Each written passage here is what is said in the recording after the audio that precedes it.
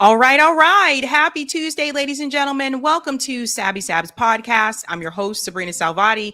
If you are new, I do want to let you know we are also live on X and Rumble, and of course, last but not least, YouTube.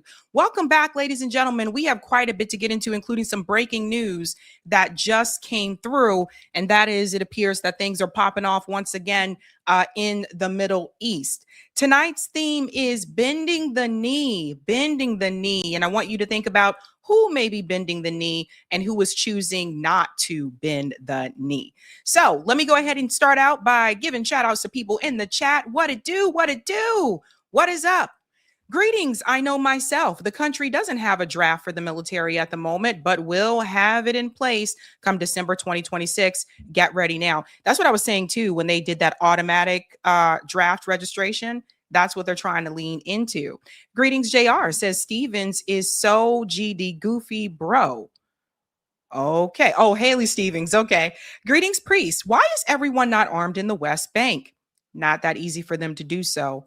Shout out to Give Me Iron Therapy for becoming a Sabby member. What is up? I see you in the gym doing the damn thing. Whoop, whoop. Shout out to CBC Voter says Happy Tuesday, Sabby and Eric T. Red. Greetings, Mustang, Trump, BB, Zelensky, are the Antichrist and his minions. Well. Shout out to FAFO. Hello, Sabby. Thank you for always covering race, class, and corruption. And thank you for covering Nolan Wells' story. I wish other progressive channels would. Glad I'm subscribed here. Thank you so much. Greetings, Moo. Does Steven even have a platform outside of saying she'll get the job done? What job is she talking about? Is it to make her accent even more pronounced? That's a good question. You're right. She doesn't actually say what she'll get done. Greetings, Randy says, love you, Sabby. Be back after I make my last mug of tea for the evening. Get your tea on. Shout out to Trelly. Hello, Sabby. The dim establishment are showing their true colors more and more. Stevens is such a bad debate against El Sayed that right on cue, a weird outlier poll came out. Yeah, I heard about that as well. Greetings to Active Guardian. Repudiate the debt. Why should we pay trillions for illegal wars? If bankers won't loan money, there's no money for war. There you go. Say it again. Shout out to Silver Surfer says peace and love, Sabby. Greetings, Salma says Zohran is beautiful word in Judaism. Daniel 12:3. Zohran is the shine of wisdom that leads many to righteousness. Interesting. Shout out to Matthew. Hey, just got paid. Now I'm looking to get laid. Buy a honey, fly chick made. Throw your glasses up. Will you have some fun, Matthew? You go ahead and have some fun. Greetings, Kinman says, love Sabby. She makes the news fun.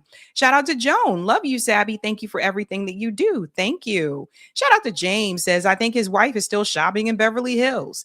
Greetings, Hannah says, here for it. And shout out to Everett says, hey, Sabby, it's time to get it cracking. Also, Iran just launched a surprise attack on U.S. bases. Yes, that's the breaking news that we're going to start out with, ladies and gents. And shout out to my comrade JB. Thank you so much for the super chat. Hello, everyone. I just want to say thank you to all my comrades in independent media, like my sister Sabby, for being a North Star for coverage and facts. Have a wonderful show. Thank you. And to all of you, welcome back. Welcome back, ladies and gents. All right, let's go ahead and give a shout out to Sabby patrons. Thank you guys so much for your support. If you are interested in being a patron here, I'll let you know. I got 5 categories for you, ladies and gents. We have the ultimate, the Sabinators. Don't forget about the Sabsters. They're pretty cool as well. We have Sabbies who are not too shabby. And last but not least, we have the members. All of their names are listed here, ladies and gents, and you can also see their names scrolling across the bottom of the screen there on the ticker. I want to give a shout out to new Sabby patrons. We call them newbies. Let's give it up for Jermaine Rizek. Welcome, Jermaine. And thank you to all of you. Tonight's theme, ladies and gents, is bending the knee. That's right, bending the knee. So let's go ahead and show you that thumbnail so you can try to guess who is bending the knee. Plus, we also have a breaking news story, of course, that just came through. So I do want to make sure I dive into that as well. All right. Tonight, we are discussing Trump meets Israel and Ukraine. Big meeting underway in DC. Donald Trump is meeting, of course, Netanyahu and Zelensky. This is all taking part as Lindsey Graham's funeral is also happening. And we have quite a bit to discuss here. I actually just had an interview with someone earlier today. That interview will post tomorrow, giving a lot of warning about what could be to come here. So we're going to get into all of that, and I'm going to tell you what this is really about, this whole union here that you are seeing form with Netanyahu, Trump, and of course, Zelensky. We're also going to discuss Zohran just recently is being attacked by some fellow New Yorkers who do not want him to participate in something that's coming up pretty soon or just around the corner, believe it or not. And I'm going to focus on that.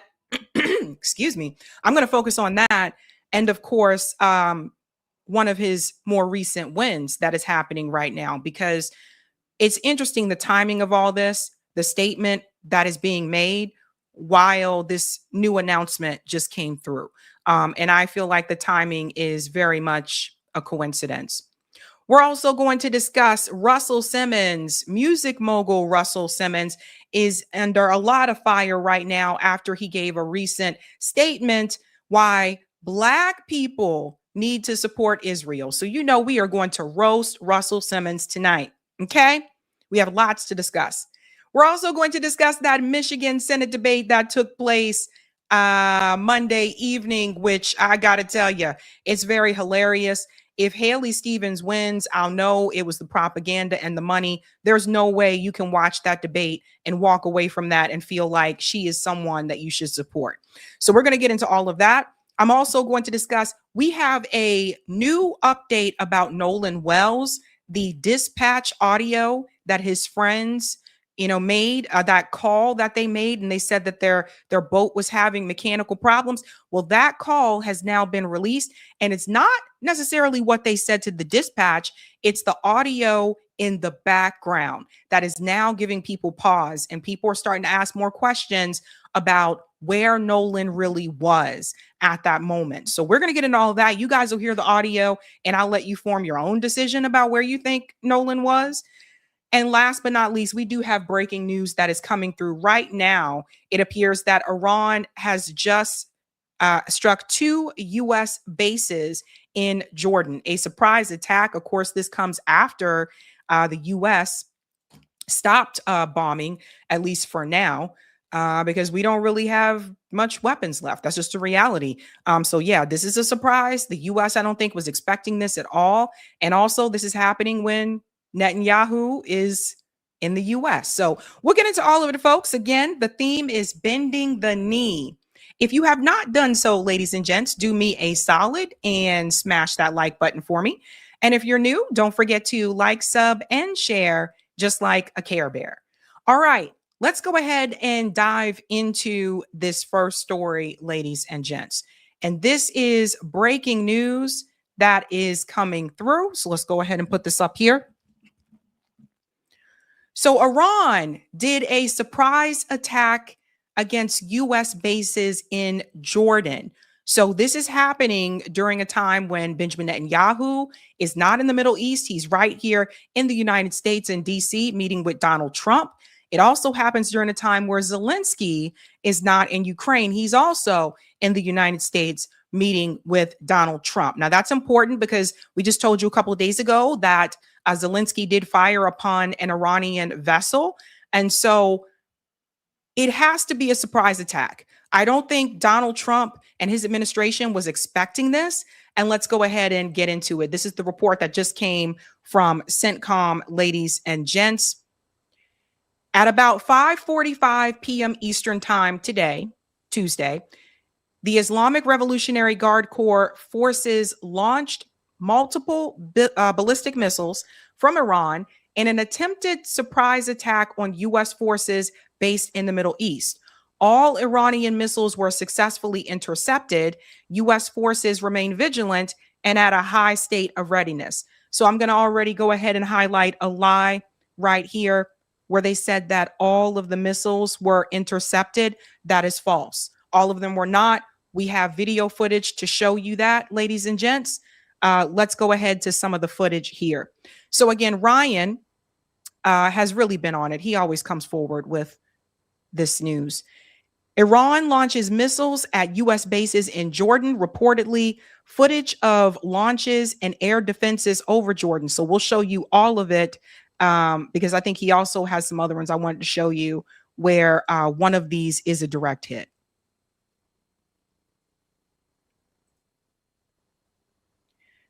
So let me start from here so you guys can see it from the beginning. And if you look over here, you can see here these defenses being activated. Again, if you're just joining, these are U.S. bases in Jordan. Iran just launched a surprise attack. So yeah, the U.S. was not prepared for this. Again, they knew that Lindsey Graham's funeral was today. They knew that Netanyahu was going to be in D.C. and they knew that he was going to be in D.C. So everyone take note. Let's go to the next one here. Here's another one. You can see again, you can see these defenses coming forward there. You got to look kind of closely, but you can see it if you look up at the sky. And so CENTCOM is saying that there were no hits, but we are going to show you that that is not necessarily the case.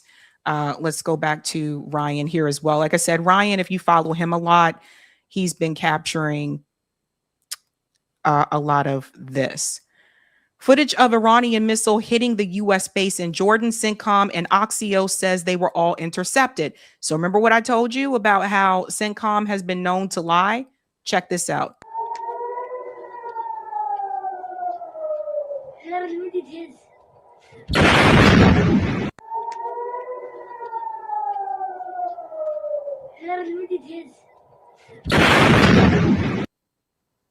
Ladies and gentlemen, does that look like it was intercepted to you?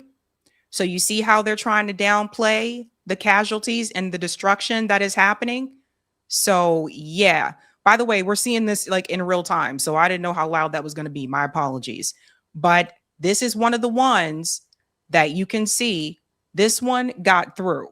If you have not done so, like if you're on X, follow Ryan because he usually posts these, from what I've noticed, a lot faster than other people.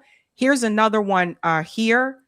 Iran's missile has hit the U.S. base in Jordan. And as you can see, there's an image of this here. So you see the smoke? Okay. So ladies and gentlemen, you don't get smoke up in the air if it was intercepted. Ultimately, some of these missiles were intercepted, but not all of them. There were direct hits. And so, you know, I was talking earlier today, like I said, I was recording earlier today with Scott Ritter. That'll post tomorrow. And he was going on and on about the NDAA, and he's going to give some details that you guys, it may scare you, but you need to know about it because this goes a lot further than even I realized, right? Like he's talking about how they will be able to change laws here, how they will be able to debank and come after anyone. And also how if this merger takes place, Israel will be able to get even more involved in our elections. Notice they're trying to rush this through before the midterms. So everybody stay vigilant because to me, it was very suspicious how quickly they were moving with that NDAA legislation. So pay attention to that. That being said as well, when I was talking earlier to him about this, the United States, our weapon capability is not what it used to be. The other thing is, we don't really have many weapons left. Iran has obliterated, I told you guys it was around 43 of our fighter jets / drones. These things are not easy to remake and they're not cheap. We're talking about some of these jets cost millions, some cost billions of dollars to create. So no, this is not something that is easily done. We're screwed. The United States government is screwed. We can't beat Iran. And also, this is an embarrassment here on Donald Trump. You know why? Donald Trump just recently gave multiple interviews saying, oh, yeah, you know, the fighting has stopped for now. We're going to try to move forward, I guess, towards the MOU. Maybe, I don't know. We'll see what happens. That's what he was just saying recently. And when he least expected it, Iran decided to strike these U.S. bases in Jordan when he wasn't even considering it to happen. He is preoccupied right now. Of course, he went to Lindsey Graham's funeral earlier today. He's got the visit from Netanyahu and, of course, Zelensky. So Iran knew this, you know, kind of similar to when the U.S. decided to implement strikes, you know, like in Iran, when they knew that the Iranian people were celebrating Ayatollah Khamenei and his funeral, and that lasted for days. So there you go. This is karma coming back to the U.S. So that is a hit. And CENTCOM will try to tell you there were no hits at all. Everything was intercepted. That is false, ladies and gentlemen. Here's another one from Ryan as well. Air defenses seem to have failed, and an Iranian missile made a direct hit the first time Iran attacks first. This is the first time Iran attacks first. U.S. official says Iran launched ballistic missiles towards a U.S. base in Jordan. So see, Iran caught the U.S. off guard. Let me go ahead and put this up here. So here's another one, another video that just came through.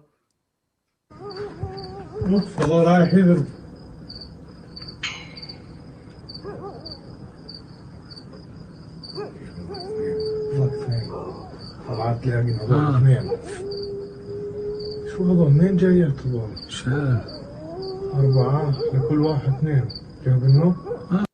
Yeah, first time. They were not expecting that.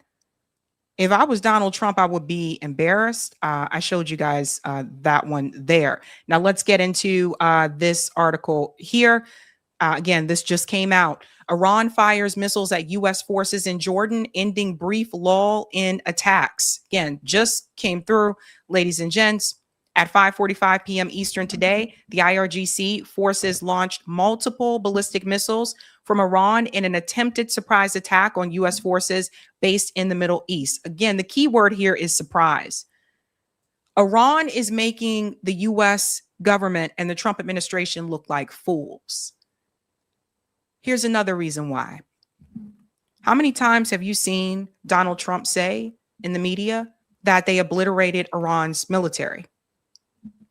How can you continue to say that when they just launched this surprise attack? How can you continue to say that when Iran continues to fire back? But now they launched a strike when you weren't expecting it, when you were not prepared. This is, I tell you, this is an embarrassment. The U.S. should be embarrassed. But here we go. All Iranian missiles were successfully intercepted. See the lie? I just showed you that's not the case. And that's all that they have on that report so far. And then they go back to what happened on July 17th. So like I said, this was fairly new, just came through.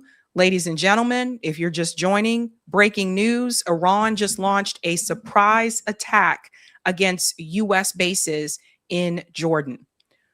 I'm going to wait and see how Donald Trump is going to spin this one. And I'm waiting for the corporate media pundits to ask Donald Trump, why do you continue to say that you obliterated their military and they just launched a surprise attack? Where did they get these weapons from? Let me tell you something, folks. These pundits, some of them know the truth. Some of them choose not to. They are trying to make people believe that it's even possible to beat Iran. It's not.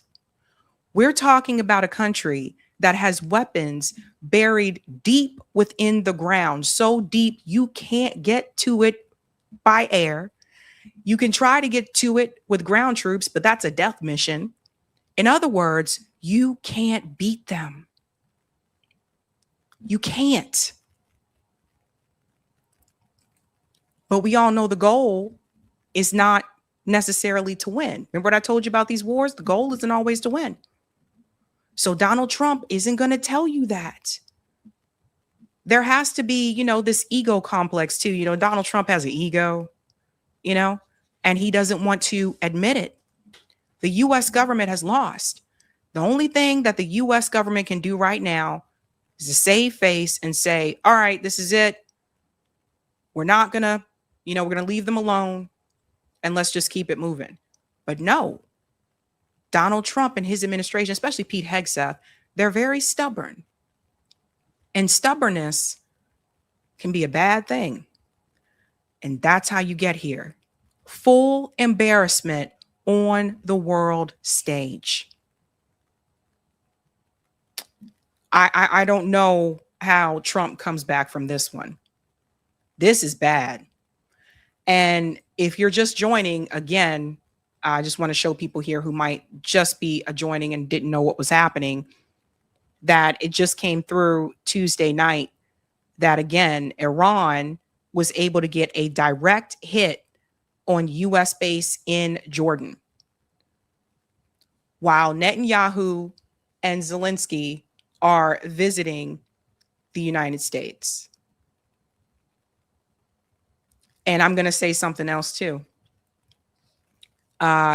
Just recently, Zelensky said in an interview that basically Iran and North Korea has attacked Ukraine. This is what he said recently, most recent interview. And he said he's able to say that because, well, they're getting weapons from Russia. So ultimately, that means that you attacked Ukraine. Okay, Zelensky, by that same metric, Russia, this is why people got to be careful what you say. Because by that same metric, Russia could then say, well, Ukraine, you got weapons from the US. You got weapons from the UK. So therefore, we can attack those countries as well. Isn't that what you're saying?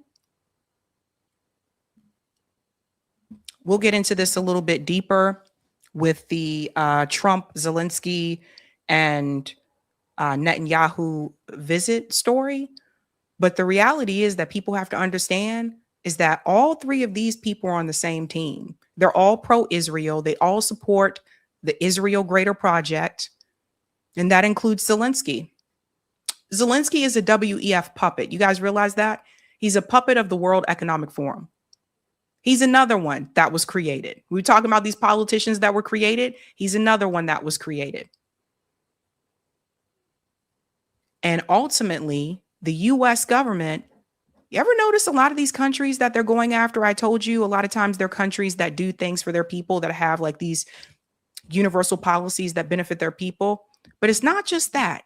It's also countries that are not pro-Israel. It's countries that have leaders that have not, decided to bend the knee to the Greater Israel Project. That's what just happened in Colombia. That's what they're trying to do in Venezuela. And the same sentiment goes for also, the leaders in Iran. Now in Iran, this backfired dramatically because they killed Ayatollah Khamenei, and in his place came his son. And his son is not as reserved as he was. His son is not as willing to, let's try to see what happens, like the way that Ayatollah Khamenei was. His son is not as patient. Different generation, fam, different generation.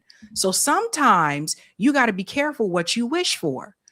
Then the other embarrassment that comes after that is that Donald Trump then sees all of these people, millions of people gather in the streets for Ayatollah Khamenei's funeral. World leaders come to Iran for Ayatollah Khamenei's funeral. And Donald Trump goes on record and says, I was told they didn't like him. You were lied to. That's another embarrassment for the Trump administration. And now you got this. Ultimately, the reason why they go after Iran, they're going after Iran, is not just because of resources, but ultimately it's because Iran does not bend the knee to the Greater Israel Project. It does not support the Zionist state. And any country that does not support the Zionist state, they will go after them too. So this was a sneak attack. And yeah, man, that Trump wasn't prepared for this one. was not prepared for this one.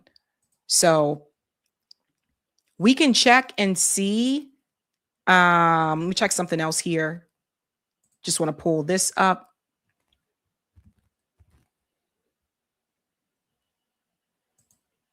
Because it's all over social media right now. Let me go back just to make sure that here we go. Let me pull this up. Oh boy. Iran warns of Strait of Hormuz ban over U.S. use of frozen funds. Iran's military spokesperson rejected Trump's plan to use billions in frozen Iranian funds held in the U.S. and Europe to pay for ship damages in the Strait of Hormuz amid the ongoing conflict. Trump proposed this last Thursday as a fair way to cover the losses from attacks Iran blames on U.S. actions, while the U.S. points to Iranian IRGC speedboats, missiles, and drones.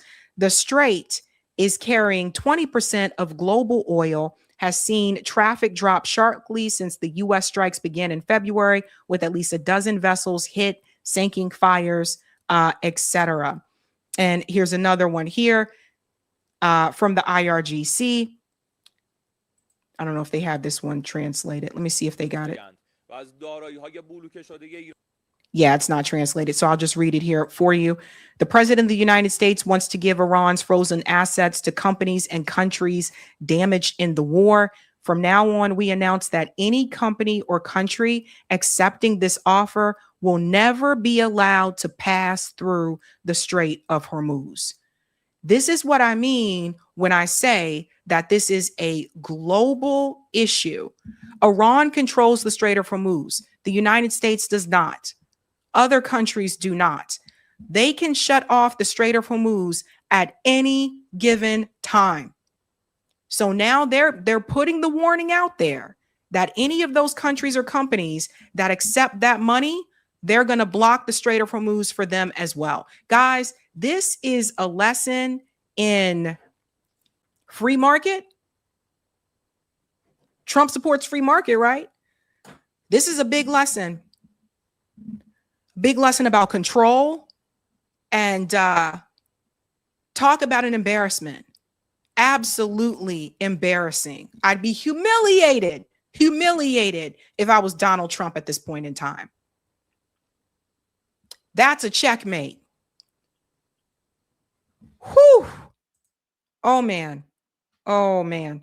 All right, guys. Yeah, that was some breaking news there. I wasn't expecting to cover that, but that came through. All right.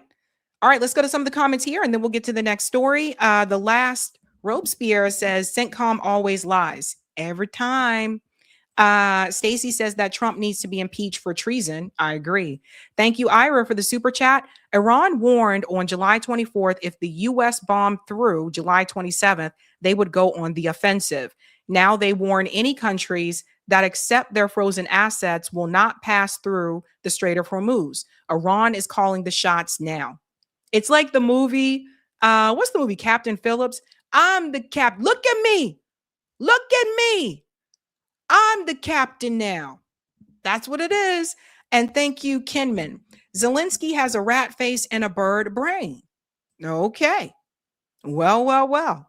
All right, ladies and gents, let's get going to the next story. If you haven't had a chance to do so, do me a solid and smash that like button for me. And we're going to keep it moving and grooving. Let's get to this crazy clown, Russell Simmons. Russell Simmons, music mogul, big name in the music industry, big entrepreneur who fled to Bali, back in 2018. He put out a statement, a video here that he is saying that the Black community needs to support Israel. And he's explaining why. By the way, everyone is clowning him for this one. Let's go ahead and get into it.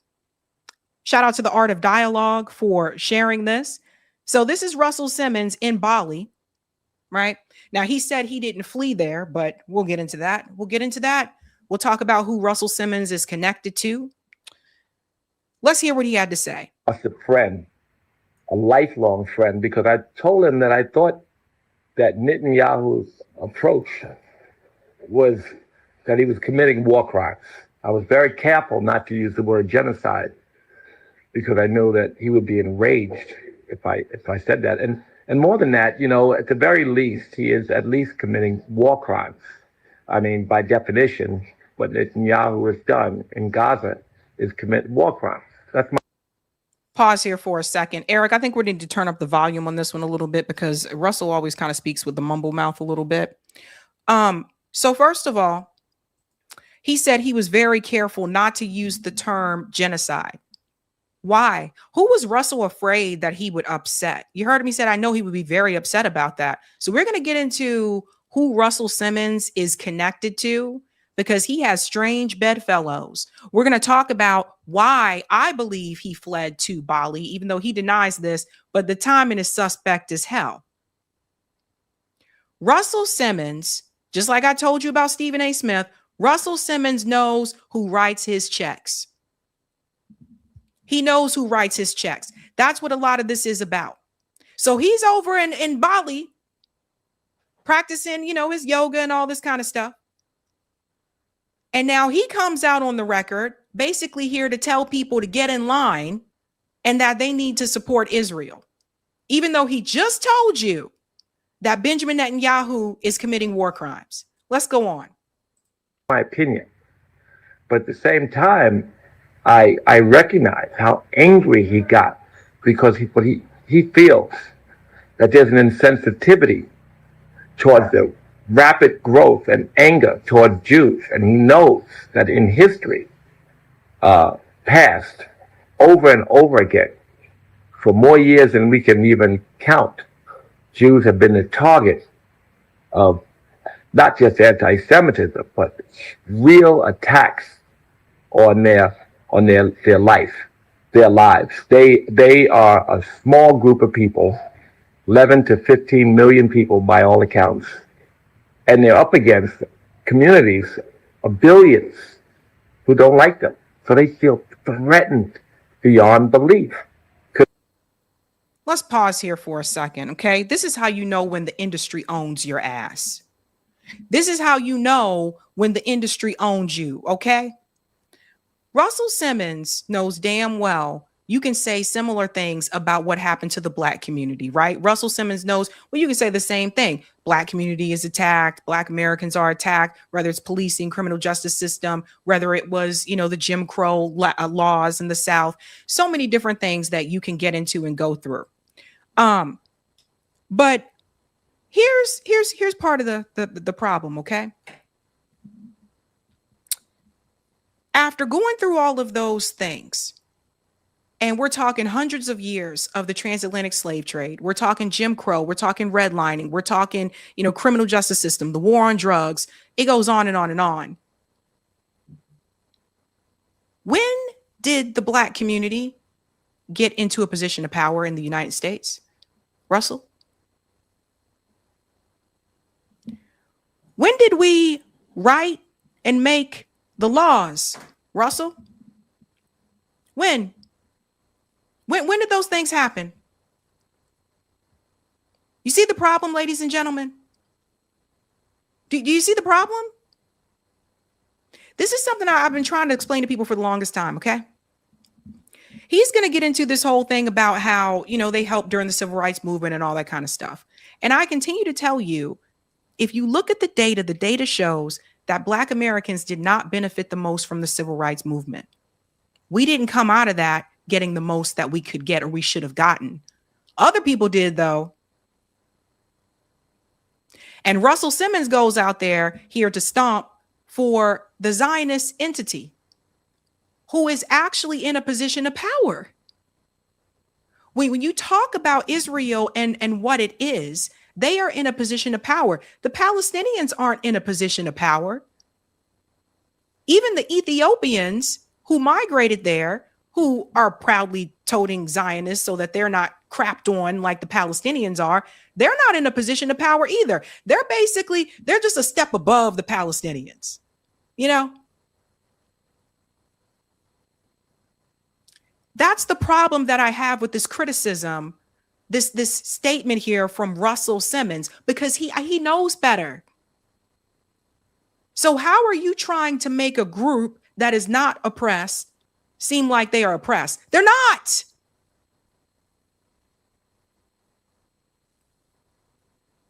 Let's go on a little bit more. Imagine that if you are a small community and billions of people didn't like you because of your religion. Or they could say that it's because of the actions of Netanyahu or whatever, but it's not them. Most of the Jews I know in New York voted for Mandami. And they also feel that Netanyahu's actions are not good, not only for the Zionist cause, which is understandable. I think Jews should have a place to live and they should be safe. And if Pause. So do you see how he's trying to basically say that Judaism, and see what he's doing, how he's mixing the religion with the people? You see how he's trying to conflate the two? That's intentional. By the way, where does he get that from? Right? That's propaganda. He's been positioned to think that way because that's what he was taught. So you see how he's trying to blend the two? That's why he said, well, I know plenty of Jewish people in New York that voted for Mandami. We're not talking about the same thing. You see this? So what Netanyahu and Israel and all of them are, yes, that is Zionism. They even tell you that they're Zionists. Like, what the fuck? Okay? That is a supremacist state. And so Russell Simmons here in this video he's conflating the two, and that's intentional. That's how a lot of the propaganda works. I'm here to let you guys know. So when you hear that talking point and you notice they try to mix the two, well, look at it's because of religion. No. Israel is a secular state. It's not a religious state. They want ethno supremacy. There's a reason why they decided to sterilize the Ethiopian women against their will, because they didn't want them having any black babies. You get me? Let's continue on.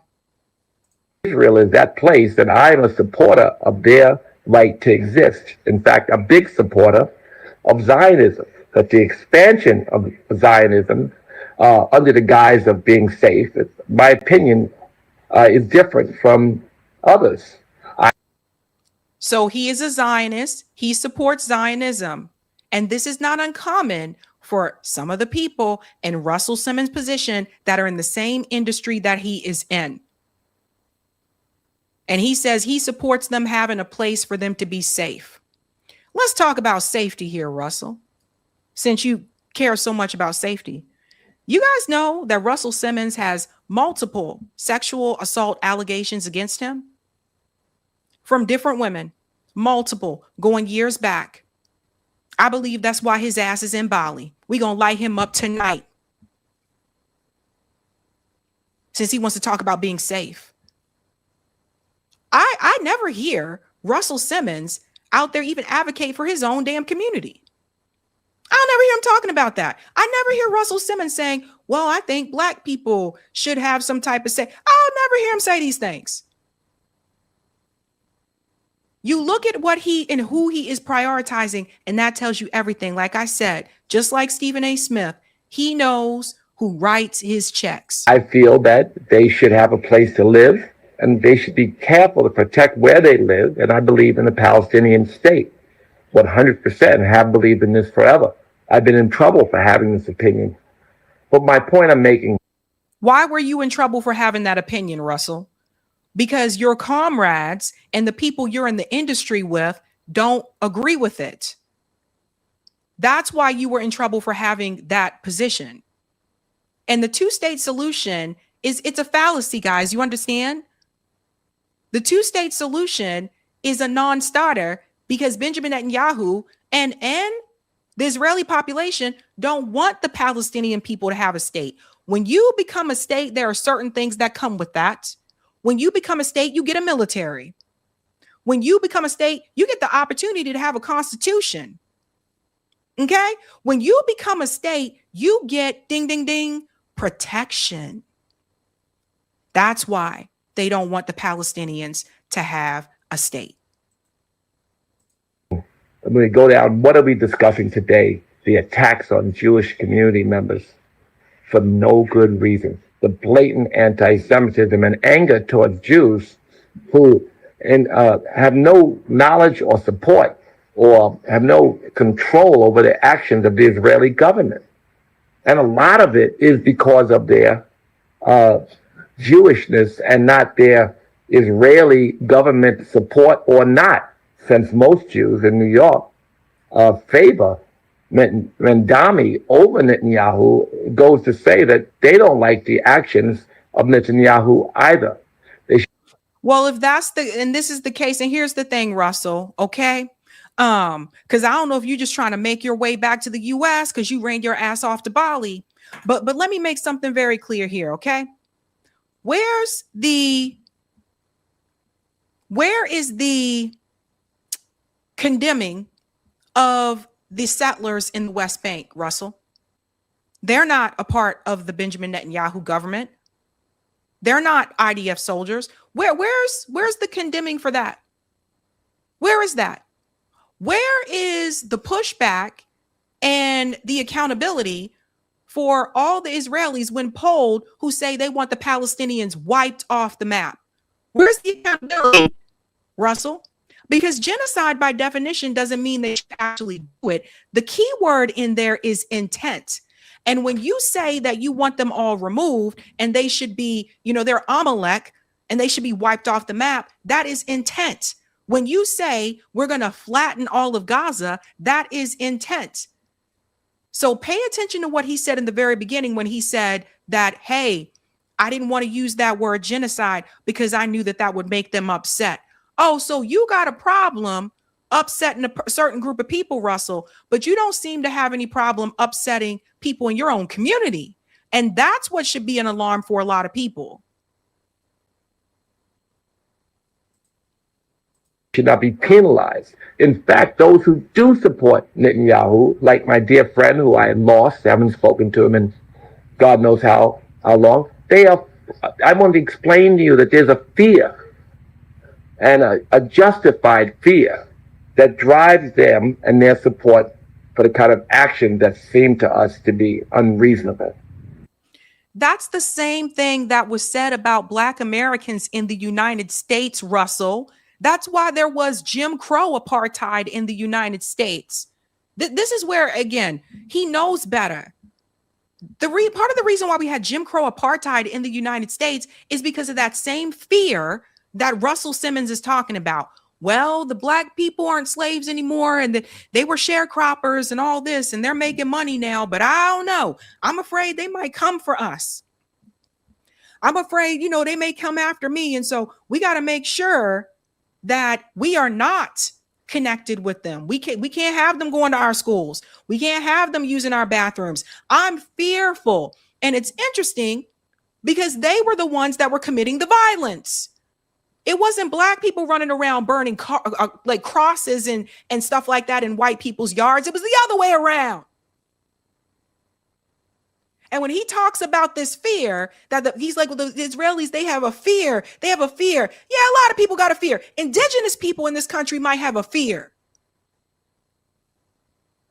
But look at the way that Israel decided to act on that, Russell. They are the ones that are committing the violence. They are the ones that killed and sexually assaulted Palestinians during the Nakba, going all the way back to the Nakba. They're the ones that did that. The Palestinians didn't come for them. They came for the Palestinians, took their land, took their homes, and then had the audacity. We're going to put you in this open air prison and we're going to continue to take as much land as we want until we get to where we need to be. So imagine you, Russell Simmons, being the clown that you are, expressing the fear that the Israelis have when they're the ones that are oppressing, they're the ones that are occupying, but you're not talking about the fear that the people who are occupied and oppressed, the Palestinians, you're not talking about the fear that they have. Just because you have a fear doesn't give you the right to kill people. Just because you have a fear doesn't give you the right to imprison people, to sexually abuse people. They've been abusing Palestinians in detention centers. People even have these things on video. That doesn't give you the right to then in turn do what was done to you.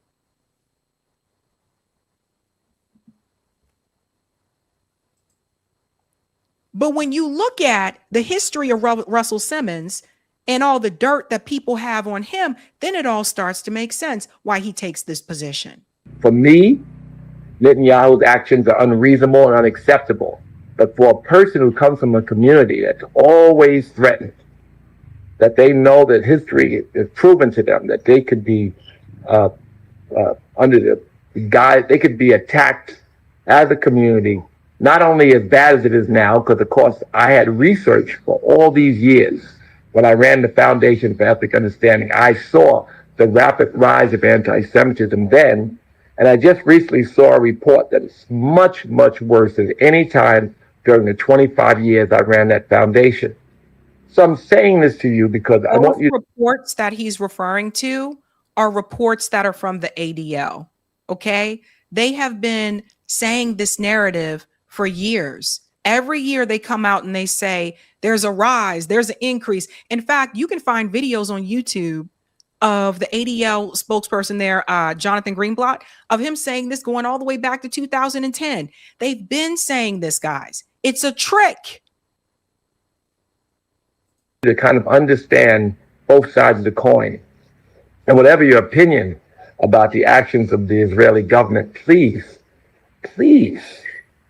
don't take it out on people who have no power over them and are not committing any acts of violence and in a sweet collective of beautiful human beings. Here we go, not committing any acts of violence. So I guess he wouldn't account for the settlers. I guess he wouldn't say that the settlers are committing acts of violence. The Jewish community has been a great friend to the Black community, more so than any WASP ever. And they've been a big support of our businesses, of our civil rights movements, of many, and this is to Black people, many of our causes have been bettered and moved forward because of our relationship with the Jewish community.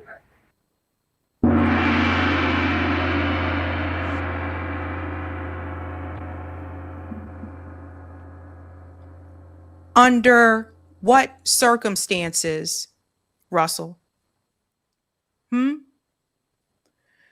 Just because someone was there to help doesn't mean that you owe them, it doesn't mean that you owe them your soul. You get me? What were the circumstances, Russell? I'll tell you guys what the circumstances were. The circumstances was that we would not benefit the most from the civil rights movement. The circumstances were that we would not have the ownership. Because you see, while Russell Simmons was creating labels, Russell Simmons, Jay-Z, and all of them, while they create these record labels, they don't own the company. Remember, we talked about this with Prince, Michael Jackson, and George Michael. See, this all comes back full circle. So as you can see, Russell Simmons decided to bend the knee because he doesn't really own. Just because you own a label doesn't mean you own the record company. So what were the circumstances, Russell? Under what conditions?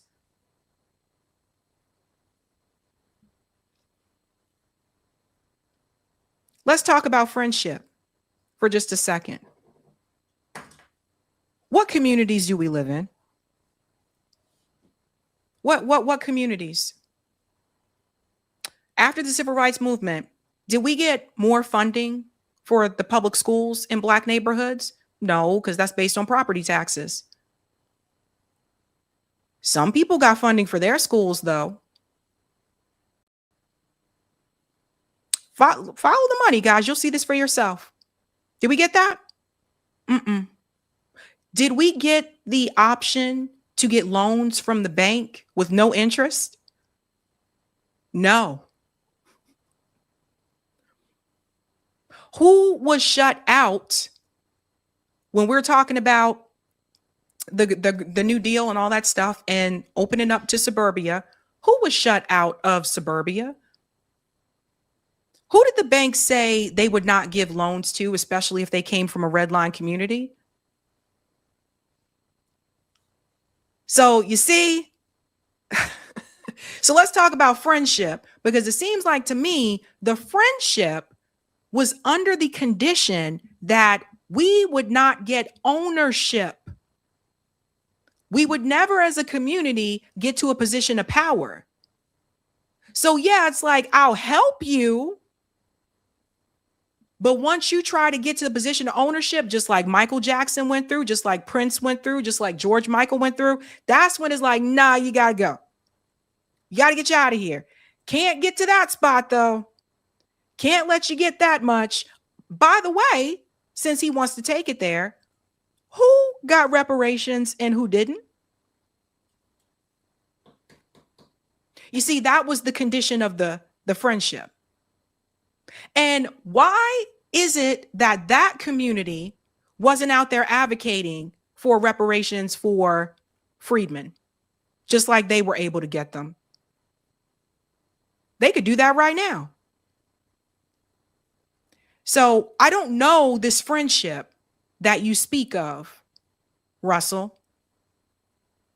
To me, it seems like a one-sided friendship as long as we stayed in our place. That's one.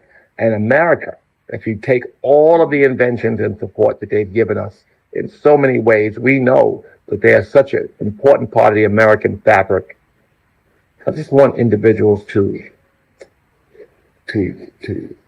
step back. And I think that we should be careful in our rhetoric. What we say about Israel should be very clearly defined as about Israel and Israeli government policies. We should be careful with our rhetoric, but they don't have to be careful with their bombs.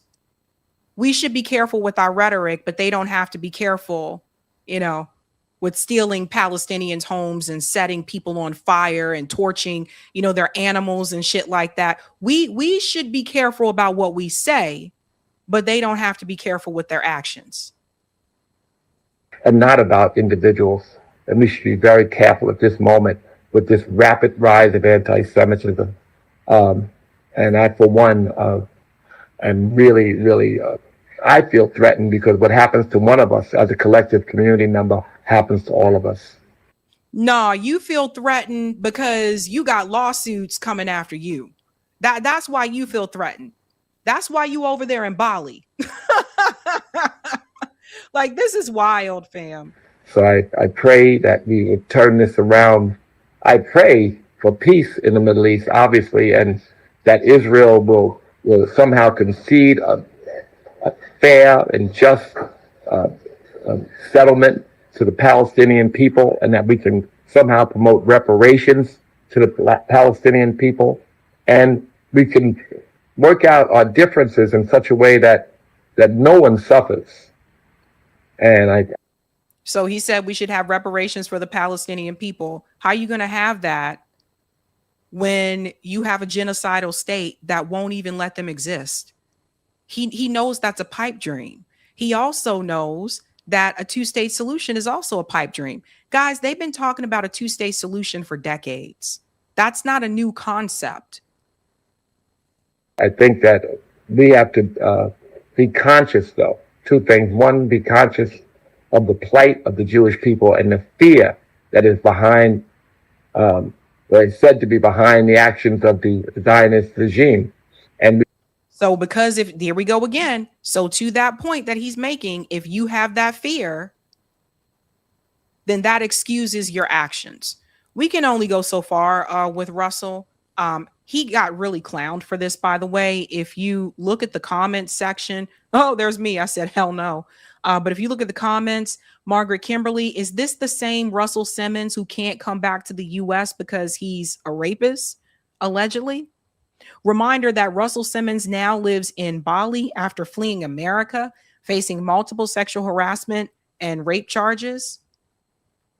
I mean, so let's go into what happened with Russell before he fled. Let's go back.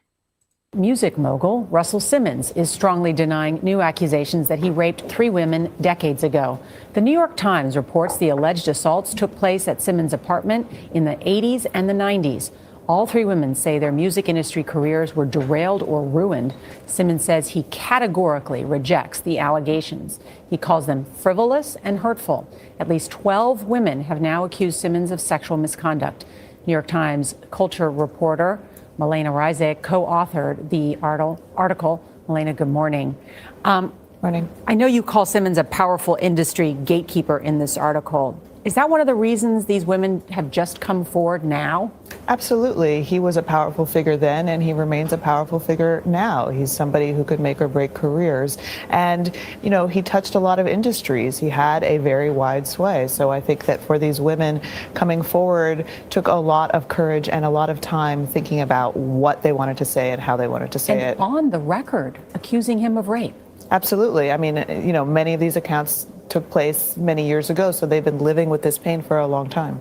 Did he have around him this kind of apparatus that Harvey Weinstein had, that others had, that kind of knew this happened and took care of it and protected him in this kind of behavior? I think there were probably whispers, certainly in the industry, about this, you know, but many of these things happened, you know, in his apartment. He took care to make sure that he was alone in these moments. He often told people he was inviting them for a party, and when they showed up, there was nobody else there. So he had his own methods to make sure that people stayed quiet. Did everybody hear that part? So that's the part that was really important. He had his methods to make sure that people stayed quiet. The allegations against Russell Simmons, like this stuff has been around for a long time. That didn't just come out of nowhere. But people in powerful positions, people in powerful places, and Russell Simmons, did I say Russell Wilson? Russell Simmons, sorry. Russell Simmons had people around him, which I'm going to show you in just a second, that were able to give him that type of protection, because some of them then appeared in the Epstein files. So we're going to get to that. The allegations came forward in 2017. I think that was the first lawsuit. He ran off to Bali in 2018. Now, Russell Wilson and his lawyers have said on record that he didn't flee the U.S. to avoid charges, that, you know, that's not why he went there. But the timing is suspect as hell. You get the lawsuit in 2017 and then you flee in 2018. How convenient. These women, and from what I read before, there were others. These women had complained about what Russell was doing for quite some time. And if people don't remember, Russell Simmons was married to Kimora Lee Simmons. I'm not sure if she ever commented on this. I know they're not together, but they got married. They had kids, you know, and so much. But this is not, Russell Simmons is not known to be some good dude. As I've told you before, a lot of these music executives, the ones that are higher up in the music industry, they be doing some shady things to get to where they are. We've seen some of that with the Epstein files. And then he disappeared. So again, it's like all these people just seem to have something in common where it's like they got something on them. You know, Russell Simmons has denied the allegations in your paper, but he says this: the presumption of innocence until proven guilty must not be replaced by guilty by accusation. So number one, did you reach out to him? What was his response to you on the record?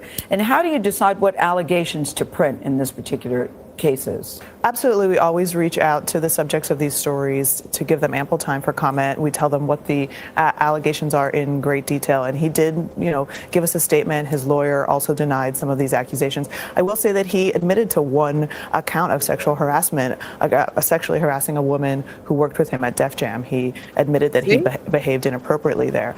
And for us, these stories, you know, we are very careful about how we report them. We always talk to people to confirm the accounts, you know, people that the women, the victims of this behavior might have told at the moment, their friends, their therapists, you know, their partners. And so we're able to kind of confirm this information, you know, as much as possible. It's very important for us to vet this stuff. Yeah. So let me let's go into something here about Russell.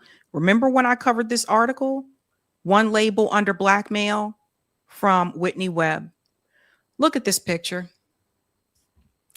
You have Brett Ratner here on the left. These are all the music executives, right? Brett Ratner here on the left in the Epstein files. Pictures of him in the Epstein files. We covered that, remember? He's also a director. He directed the Melania movie.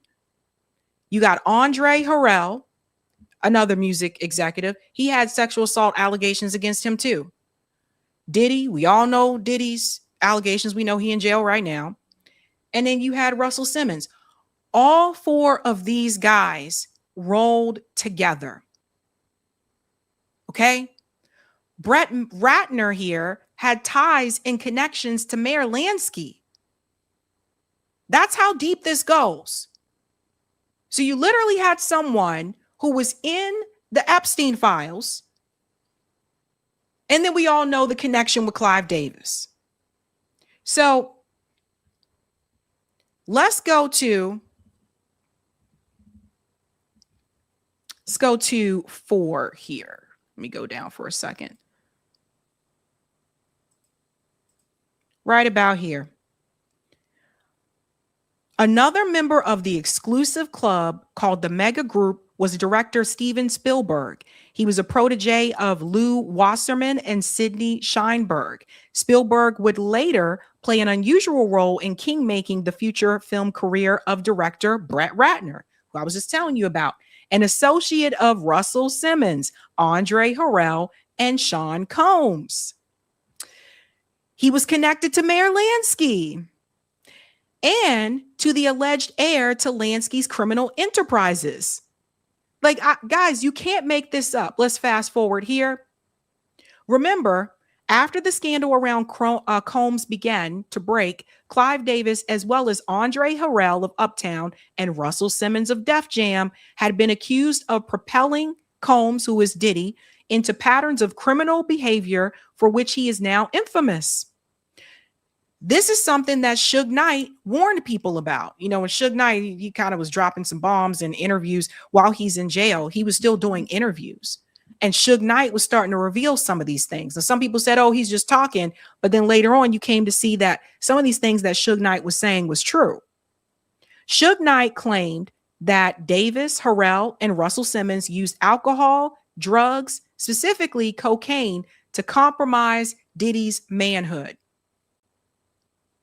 You notice what they all have in common? Sexual abuse. Allegedly. We have to say allegedly because, you know, they be trying to sue people and shit. That's the common denominator. It's not just the fact that they're in the music industry.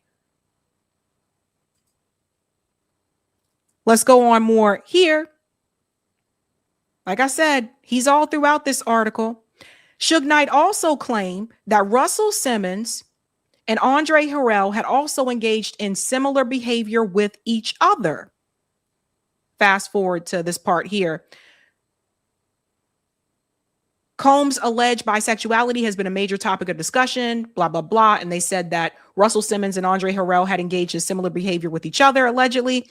Notably, the network behind Clive Davis, which overlaps with that behind Epstein, also involved similar sugar daddy style relationships. Someone had pointed it out earlier, but we also have to remember Kimora Lee was 15, 16 years old when Russell Simmons started dating her.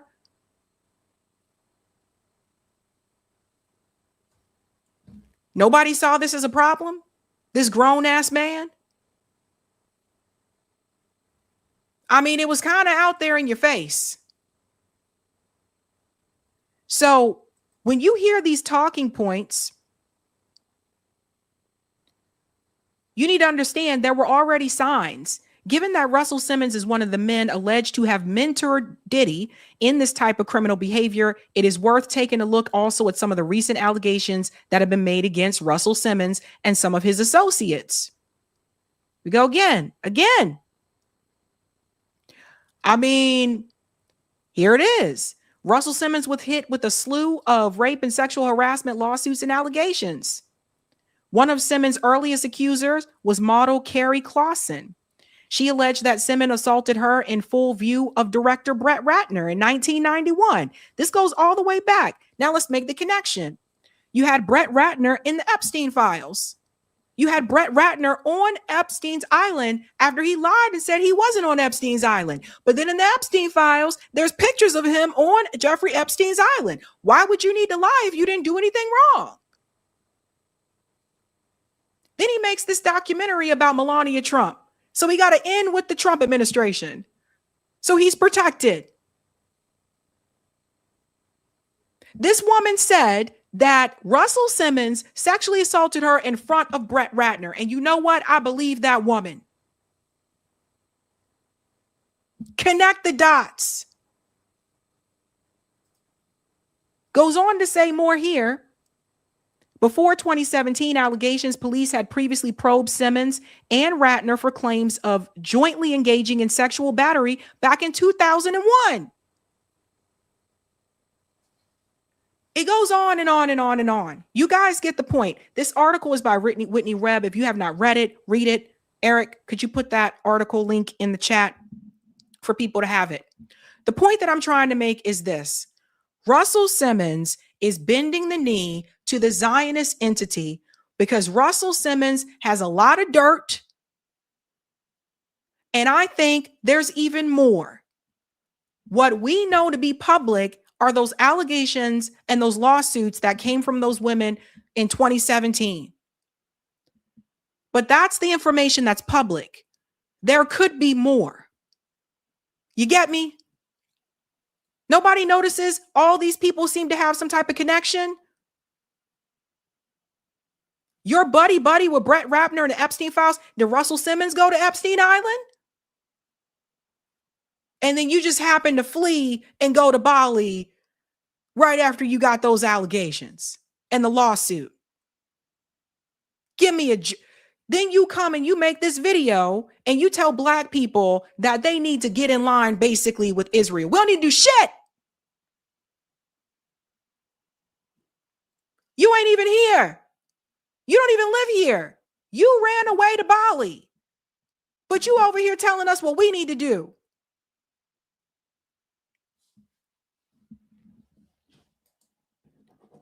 Russell Simmons, one of the other puppets of the Zionist regime. Let's go to some of the comments here. Thank you for the super chat, Joanne. Almost like they're bringing down the U.S. Almost like it. Thank you, Joe Dirt. Hey, Sabby, I've been getting a lot of Tellurico ads from Texas. The reason I don't donate is because they require a bunch of information before donating, including place of work. What do you think? I personally, I haven't donated to politicians in years. But when I used to donate, I didn't feel comfortable putting my place of employment there. I just didn't. I would say you can make up something, maybe. I never understood why they need to know where you work. Thank you, Deep Green. Man, BDS, aka Buck Dancing Simmons, at it again. Thank you, Ira. Malaysia just became number 110. Thank you, Roger. Zios who involved themselves in the civil rights movement leveraged their relationship and financial support with us to successfully co-opt our leaders. There it is. And thank you for this one. Into embracing Israel. MLK, A. Philip Randolph, Bayard Rustin, W.E.B. Du Bois, Roy Wilkins were all Zios who believed in Israel's right to exist. Right. It was basically trading one form of supremacy for another one. Thank you for this one, Roger. In a 1967 interview, Martin Luther King stated, "The whole world must see that Israel must exist and has a right to exist and is one of the great outposts of democracy in the world." See how far back that goes, that framing? The only democracy in the Middle East. Thank you, 1 minute. Sabs, stop trying to make it appear as though the system protects rich blacks. It doesn't. Puffy's a billionaire in jail on a basic charge. Did I say the system protects rich black people? No, I said he fled.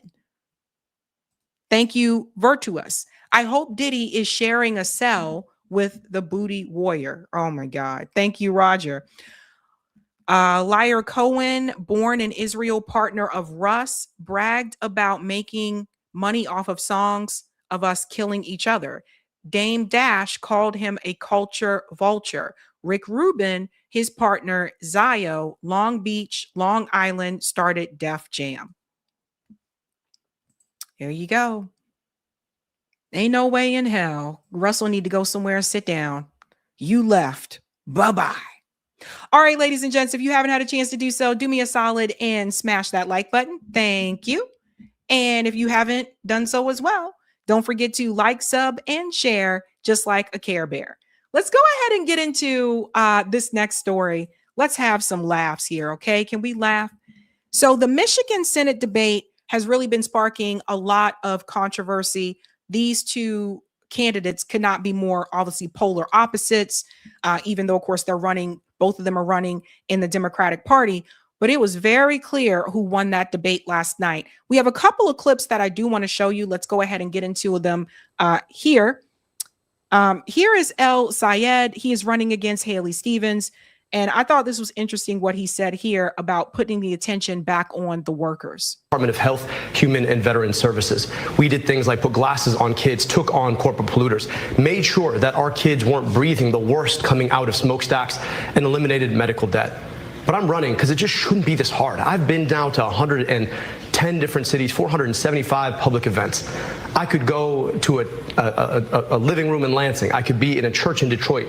No matter where I go, people tell me I need to be able to afford my groceries. I need to be able to afford my gas. I need to be able to see a doctor when I get sick. My friend is going to frame this race about me and her. It's not about that. It's about you. It's about what you deserve. It's about you deserving a politics that's not bought off by the same corporations picking your pocket at every single turn. I'm looking forward to the conversation about how we get money out of politics, put money in your pocket, and pass Medicare for all. Thank you. Okay, so I thought this was good what he said here, how he put the attention back on the constituents and not on himself. I thought that was actually pretty smart. Haley Stevens, from what I saw from this debate, is not a good debater. I don't know. Either she just wasn't prepared. I don't know. But a number of things about her were called out. So I thought that was smart to put the attention back on the voters instead of this tit for tat thing. So Haley Stevens goes on to talk about funding ICE. And then, of course, there's a little bit of tit for tat here coming from her. Right now, to redirect $70 billion of your tax money, Michiganders' taxpayer money, that went to ICE at the expense of your health care, at the expense of food benefits, all things that I am hearing from Michiganders where they are experiencing pain points. We've got to redirect that $70 billion back into communities. I called for Kristi Noem to go. She was fired. But guess what? No reforms, not a penny more for this rogue agency that is wreaking havoc. Look, I've talked to administrators at Harms Elementary in Detroit, parents who are afraid to drop their kids off for school because of these ICE raids. This isn't working for us. This is abuse of power. And I am standing up to Trump right now on these abuses of power, not shouting into a bullhorn, not getting in front of the first camera I see, but doing the hard work. That is what Michigan deserves. Look, my opponent here, Abdul, he is such a talented guy. He's written 3 books. He said 300 podcasts. He's had all this. I mean, she's really making the case for him right here. He's a smart, intelligent, talented guy. He's written 3 books. I mean,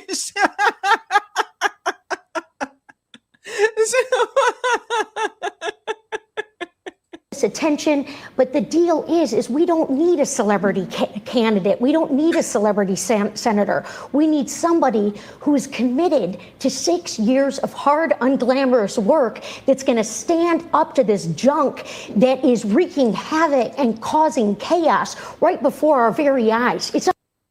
How is she going to stand up to anything when she's taking all of this corporate PAC money? She's not going to stand up to anything. She's going to do what the lobby interest groups tell her to do. That's what Haley Stevens is going to do. It's hilarious and it's laughable to me, but never, ever, ever. If any of you ever run for a candidate, never say how great your opponent is. Never tell people he's intelligent. He wrote all these books. He's a great guy. Like you're like basically promoting your opposition. I know a lot of people were talking about her voice. That voice is something. So listen to this part when they start to get into big oil, big money, big oil here. And this is one of the things that everybody brings up AIPAC, but this is one of the other things that Haley Stevens was called out on. I just want to speak specifically to your question. I can tell you about what we've already done. We put air quality monitors all over Wayne County so folks can get real-time information about the air that they're breathing. Took on some of the biggest corporate polluters in our state when I was in the city of Detroit. Took on Marathon Petroleum, the biggest polluter and the most polluted zip code in the state, forced them to invest their own money to reduce emissions when they had wanted to increase them. The truth of the matter is that these wildfires are happening more often because it's drier and hotter than it has been in the past. It's drier and hotter because we continue to rely on fossil fuels for our energy. We need to get to 100% renewable energy. And the only way we're going to do that is by taking the Chevrons and the Exxons of the world out of our politics. Now, guess whose campaign they supported? Well, if you guessed my Congresswoman colleague, you probably guessed right, because yes, they have both given to that campaign. So when you hear ideas of things that ought to be done, but they never actually get done, you should ask yourself why it doesn't get done. Well, because the people who sell oil in this country fund the politicians who make sure that they can keep selling oil. Dr. Al-Sayed, Congress.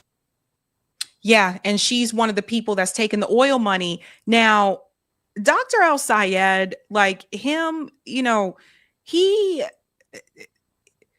doesn't go as far as I think that he should. To me, if there's one that's going to bend, I think he might bend the knee a little bit, but I don't think he's going to bend the knee when it comes to obviously the issue of Israel. But to be fair, for people who are not aware of these candidates, Al-Sayed is allegedly not taking corporate PAC money, is obviously not pro-Israel, and is heavily, you know, of course, supporting universal policies.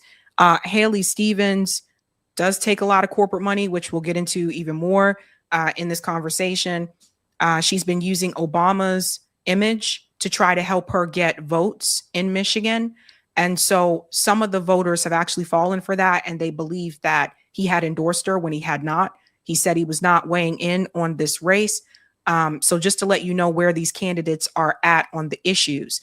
Now, again, like I said, she was called out because she has taken money from big oil. That the grocery bill is only getting harder. We don't need lip service. We need action. And Abdul's going to talk about where employees from certain corporations are spending their money. But let me tell you about what I am doing, because DTE and our utility companies are selling out their ratepayers, and I'm giving them an option. I'm saying DTE, either stop raising rates or lose your federal funds and cut executive pay. Look, we need proven fighters in these positions, and that is what I have done time and time again. I've got the receipts to show it, and this is also why Governor Whitmer and AG Nessel, you know, two proven fighters who want to see results, have endorsed me in this race, because Michigan, it needs a workhorse in the United States Senate, sleeves rolled up, ready to tackle our problems on day one. 15. And I'm not just stopping there. Let's lower the cost of groceries with my bill. No tariffs on groceries. I do want to get into the weeds a bit with this, because I want to ask you a very direct question that so many people ask us. Are these folks getting money from big utility? Congresswoman Haley Stevens, are you taking money for your campaign from DTE or consumers? No, but let me say this, Roop. I have been transparent. Did you see the look on his face when she said no? So watch his facial expression when she says that. Blatant lie. Watch Utility. this. Congresswoman Haley Stevens, are you taking money for your campaign from DTE or consumers? No, but let me say this, Roop. I have been transparent. I have been transparent throughout this campaign, and let me just say this, that the only thing that ever motivates my work is the people of Michigan, the people who I hear from. You know, my opponent is on these big podcasts. You know, he's running a podcast himself. These folks are making fun of the way I sound, but yet I sound like the people who need help, who are talking to me about what they need Congresswoman, done. that was a follow-up to ask the direct question, whether you're taking money from utilities And I or said not. no. The answer is no. Thank you. Dr. El-Sayed, I'm asking you the same question. Any money from anyone that we don't know about? No and never, but then $40,000 in direct receipts to her campaign from DTE's corporate PAC. And then there's, I don't know, Center for Democratic Priorities, which released its funders, but then they're behind these shell organizations, these 501c4s. So I'd really like to revisit that question, because I don't know how to explain $40,000 directly to her campaign from DTE. I'm the only candidate in this race who's never touched a dime of corporate PAC money.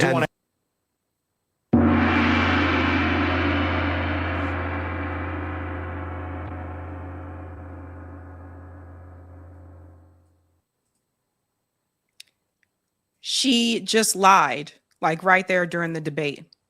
She has taken money from DTE. In fact, she gets called out for it later on after this debate here. But I mean, guys, the graphics have been going around for weeks. Okay, you know how there's APAC tracker or track APAC? There's also oil pack tracker, bought and paid for by DTE and big tech. So, I mean, it's just like, why lie when this information was already public? They have been posting things about Haley Stevens' money way before the debate. It's all over social media. So why even lie when you this information is out there? So you see, this woman isn't just taking money from the pro-Israel lobby. She's also taking money from big oil. I mean, her team seriously pretended as though this didn't exist. In fact, she was questioned about what she said, and she admits it here. Congresswoman, you said today you didn't take money from utilities, but you got checks from consumers in DTE a month before you entered the Senate race. Yeah, he asked specifically about the Senate race. And look, committee, I believe. Yeah, he just asked about my current campaign. Yeah, Sam, did you have something? Will you take donations from consumers in DTE if you look? I'm running to beat Mike Rogers, and you heard tonight my opponent, make all these wild accusations talking about how employee monies that come from corporations are the root of the problem, except I'm leading the charge to take on DTE right now. I am leading the charge to say that you are screwing over your ratepayers, and I am going to strip your federal funds and force you to cut executive pay. I think that is damn good for the people of Michigan and what they need right now. But will you Thank take you. money Thank you. from Thank them? you. You're not answering. Yeah. Thank you. Thank you. Thank you. They said you're not answering. Look, I'm trying to get to the United States Senate. Like, you can keep pushing me. I have no idea, if we're going to be able to do these major reforms, but woo, buddy. Guys, she blatantly lied. Of course, she's taking money from big oil. She lied during the debate. This is insane. Again, I don't know how people believe this woman. But all the receipts are there. Then, of course, the question about AIPAC spending $46 million in this race was also brought up during the debate. Check this out. Question about AIPAC, and it seems as though on many instances you haven't directly answered the question. Do you see why some people are bothered by the fact that so much money, $40+ million, has come from AIPAC for these PACs to talk about you and to promote you and to put you up as their candidate? Yeah, and let's see how you do under pressure. Let's see how you do under pressure. Give them a name to remember. Hey, let's see how you do under pressure. Let's see how you do under pressure. A moment can live on. A moment can live on forever, guys. Forever. I appreciate the question, Root, because this moment in this country and here in Michigan, people have every right to be frustrated about our campaign finance system. My opponent here on this stage, Abdul, he's got a super PAC that his father-in-law funds that has millions of dollars going into it. And we need to look into that one. She said Abdul has a super PAC that his father is funding. By the way, people wondered about Abdul. Abdul, from what I understand, is not a DSA candidate. He's also, he said it made it very clear that he's not a socialist. So we're putting this out there, letting everybody know he's not a socialist. He's not a DSA candidate. I don't know. I don't know for sure about that super PAC, but she's saying that he does have a super PAC. This is why I said before, when it comes to him, he kind of, I feel like he's not as rebellious as people think that he is, right? So let's go on. Look, in terms of foreign policy, You know, Abdul and I do differ. I believe in a two-state solution. He has attacked me by name for purporting that the people of Palestine and the people of Israel deserve to live side by side peacefully. The goal is always long-term peace. And also, the Prime Minister of Israel has attacked me by name. They both represent the extremes. Look. Let me pause for a second. Again, the two-state solution is a farce. Ladies and gentlemen, it's a farce. So it's the safe thing to say because they know it's never going to happen. The other thing too, she's saying that she wants peace. That's a lie. She voted every time to send more weapons to Israel. She also voted for that NDAA to merge the U.S. military with Israel's military. So no, she doesn't want peace. She's voting the way her donors tell her to vote. This woman is very fake. So just FYI, someone said it's not. Oh, okay, Gypsy said it's not true. I guess you're talking about the super PAC. Yeah, she said that. I don't know. I haven't seen anything about that, but. Look, Michiganders want peace. They deserve to see peace, and that is where I have always cast my vote, and that is the work that I want to do for Michigan in the U.S. Senate. Specifically about AIPAC money, more than $46 million has been spent on AIPAC spending to back your campaign. A lot of people wonder if that is something where you're going to do their bidding when should you win this seat. Is that something people should be concerned about? And if not, why not? Absolutely not, Roop. Look, I have been very clear, consistent, and transparent. No, you haven't. No, you have. Guys, he had to ask. This is never a good look. When the moderator has to ask you the question again, that's not a good look because that means you didn't answer the question the first damn time. And it makes you look like you're trying to dodge the question, which she indeed is. I don't know how anyone could have watched this debate and believed this woman. And I have continued to be. I want to see long-term peace. I want to see a two-state solution. I am deeply proud to represent one of the largest Jewish populations in a congressional district in the country. This is a community that I have grieved alongside, that I've mourned alongside, and have fought to bring the hostages home. And I'm still working to get us to long-term peace. But notice who she's focusing on once again. Now, she says she wants peace and she supports a two-state solution. Did you hear her mention the Palestinian people once? No, you haven't. She exposes her own self. Moderator comes in again. No concern about the $46 million plus spent on the behalf of AIPAC that should worry people about perhaps you doing their bidding should you win the seat? Well, I don't think there's much difference between super PACs going in for Abdul or super PACs going in for me. We have a problem with campaign finance reform.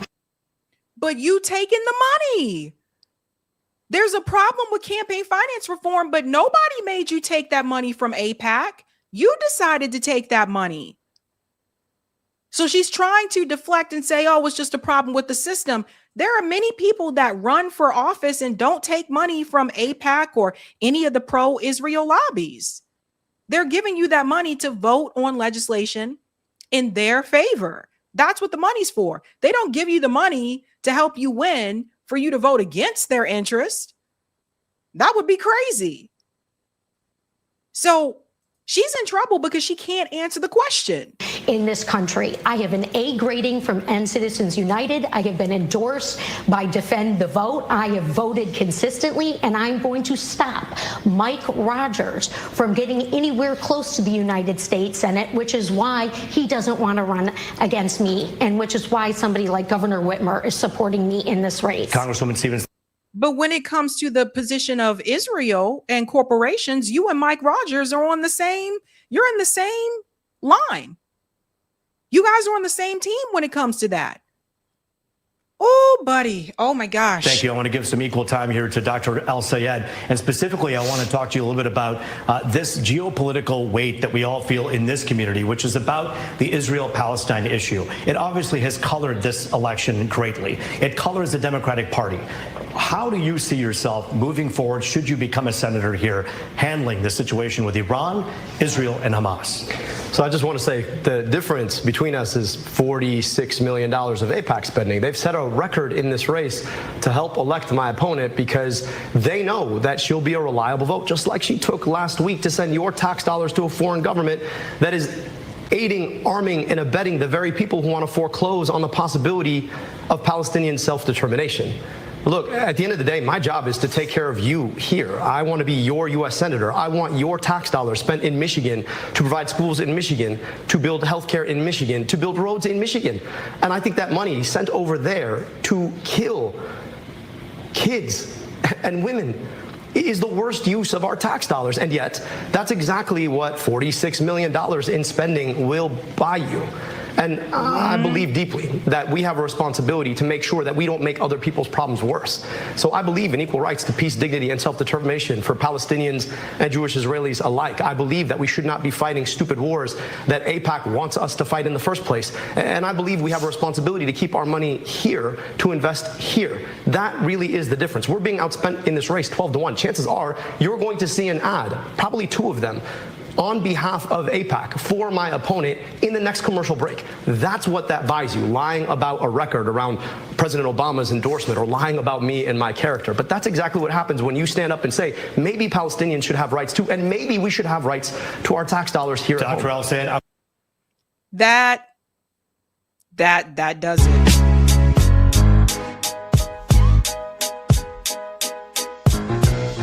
Drop the beat. Dance with me.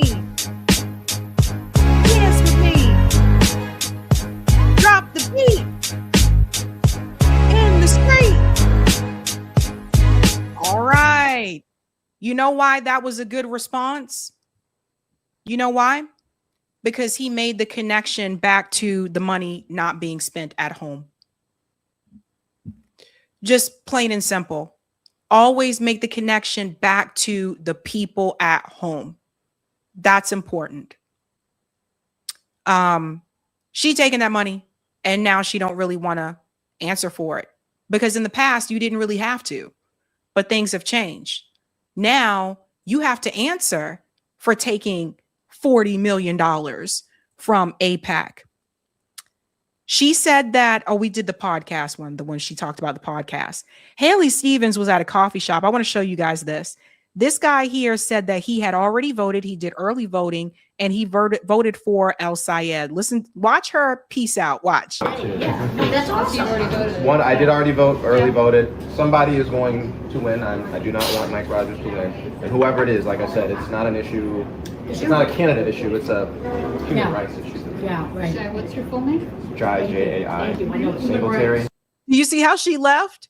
He said it's not a candidate issue. It's a human rights issue. Watch Haley peace out. It's a human rights issue. Yeah, right. So what's your full name? Jai. Bye. J-A-I, Singletary, S-I-N-G. All right now, guys. See you. Bye. See you tonight. How old are you? I'm 31. I'm sorry, I missed the top of this, but is the neighborhood board? Yeah, so I kind of answered, I put one hat on, Executive Director of Woodbridge Neighborhood Development. Okay. And my second hat, I've been living in the city of Detroit since 2019. I've been a resident of Michigan since 2017. And you already voted early? I did. Absentee? Yeah, I get ABB, yeah, absolutely not. For a while? I did. And so why did you want to be here to talk to? Because, like I said, it's not a candidate issue. Mm-hmm. It's not a candidate issue. I think this is, no matter who wins, no matter who loses, because it's not like it's going to go away. I know I sound like a broken record. Those 6-year-olds that I coach here, they're just as precious as the 6-year-olds in Palestine. And it just absolutely breaks my heart when I see limbs missing, children, they're having to play soccer on crutches with no legs, having to live lives. And I feel like my country is directly responsible for those actions, and it needs to stop. When you make of this interaction that you... So that's important to hear. So I'm glad someone recorded. That's Sam Robinson, who's getting a lot of these videos of people in Michigan. And he also got this one. This woman here said something I think everyone needs to hear. She is basically saying that a lot of people are not aware that Obama did not actually endorse Haley Stevens. And she says that she is speaking out because she's supporting El Sayed. So everyone, listen to what she says here. Saying that your peers are going to vote for Haley. Is that what you're hearing from your peers? The community that I live in, Northwest Detroit, O'Hare Park, a lot of people are. You'll have to turn it up on this one, Eric, because her volume's low, but his volume is not. So let me see. Saying that your peers are going to vote for Haley. Is that what you're hearing from your peers? The community that I live in, Northwest Detroit, O'Hare Park, a lot of people are not aware. And I personally sent 65 flyers, text to people with the difference between the two. And the thing is that Haley Stevens was not endorsed Barack Obama. However, our community in Northwest Detroit had been flooded with flyers. Every day I get one in my house. It shows pictures of her with black people, her at churches. I said, where was she all this other time? Okay, let me tell you what she was saying there, because I know it's kind of loud in the back. She said that people's mailboxes are getting flooded of these flyers that show that Barack Obama endorsed Haley Stevens, misleading people. And she said people have no idea. A lot of people have no idea that Obama did not endorse her. She also goes on to say that they are sending flyers of Haley Stevens in pictures with other black people and at black churches. Did you hear what she said about that? She said, I said, where was she all this other time? So Haley Stevens is going to black churches, taking pictures, doing photo ops to make it seem like she's been involved with and in the black community. But according to this woman, that is not the case. So you see this game that's being played? Okay. We never saw her. And what she did 10 years ago, what is she doing now? Is the question. What has she voted for? And when you look at her record, she's voted for genocide in Palestine, in the Gaza Strip. And as a black woman from an oppressed people in the United States, I can't stand that. She said that we never saw her. So Haley Stevens' so-called, I don't know, like friendship that she says she supposedly has with the black community, this woman is saying they have never seen her. So do you see how the lies get? And she said, oh, when I realized how she voted and she been voting for genocide, and as a black woman, I cannot support that. So this is what happens when people do their own research. Candidates send me mailers all the time too. They go in the trash. I'm just being honest. When I see those campaign mailers in my mailbox, I'm like, trash, trash, junk mail, junk mail, junk mail, bill. That type of thing. But some people do, look at those. So you see the games that they've been playing? This is the type of games that comes with politics sometimes, especially with a Senate race. Why do you think people are so motivated to vote for her after seeing the ads with Obama? Because, these are the ones here, and there's more. No, you're okay. A lot of people are just not aware. A lot of people are cynical because we lived in racist America for so long. A lot of people are looking at the breakdown of the Voters' Rights Act in 1965, and they're cynical. And what we have to say, what we have to tell our people is that you better vote now, because if we let the fascists who are running the government in, we may not get another chance. So she said a lot of people are cynical. So the Obama thing works with them because they remember the Voting Acts, the Voting Rights Act of 1965, and it brings them back to that. So I think she's talking about some of the older voters there. But that was important, I think, for people to see, which is that woman said, again, we never saw her, she said. So I find that to be rather interesting. And then another thing that came up is that some of the pro-Israel supporters that Haley Stevens has, they basically apparently have gone on record to say that if she doesn't win the primary, they're going to vote for the Republican. So do you see how people can be one? Let me hold up. Let's play this, and then I'm going to tell you about this whole one issue voter thing. I've been talking to a lot of Jewish voters here in Michigan who are big supporters of you. They say that if you do not make the primary, they would instead fundraise for Mike Rogers. You talk often about how important it is to beat Mike Rogers. What do you think of that?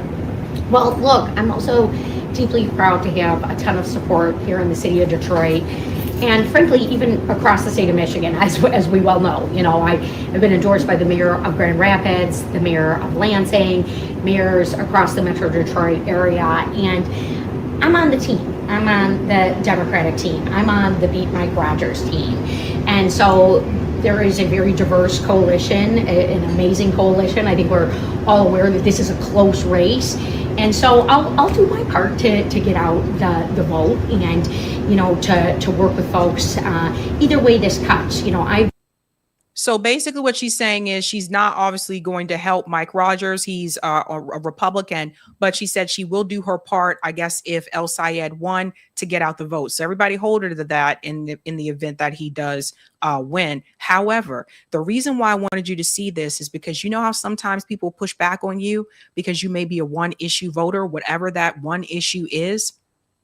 Notice how that guy just said that some of the pro-Israel supporters who are supporting and voting for Haley Stevens said that if she loses, they will vote for Mike Rogers. What that goes to tell you is that apparently some people in this country are one issue voters, and they're looking at whoever is going to push that issue regardless of the party. That is important for people to hold on to.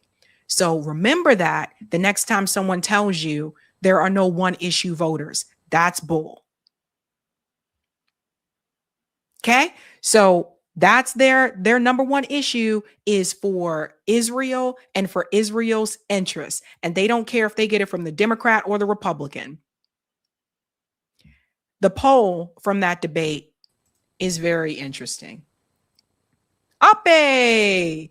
This is the poll results from that debate. This is Fox 2 Detroit. Look at this, guys.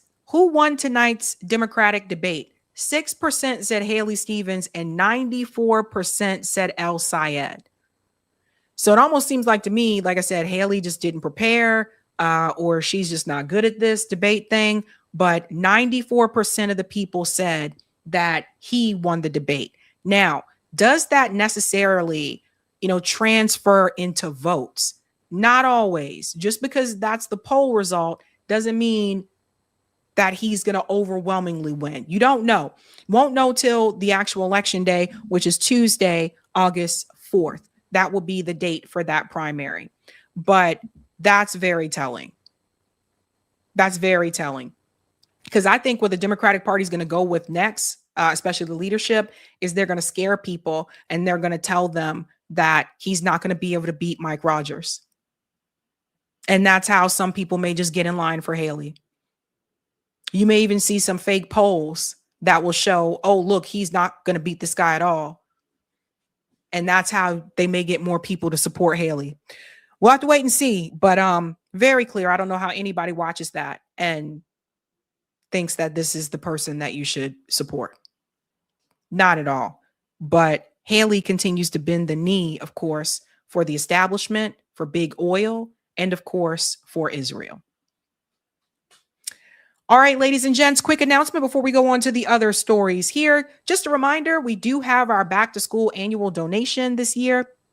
It's almost that time. That is going to be August 15th for the Boston Mutual Aid chapter, which I'm a part of.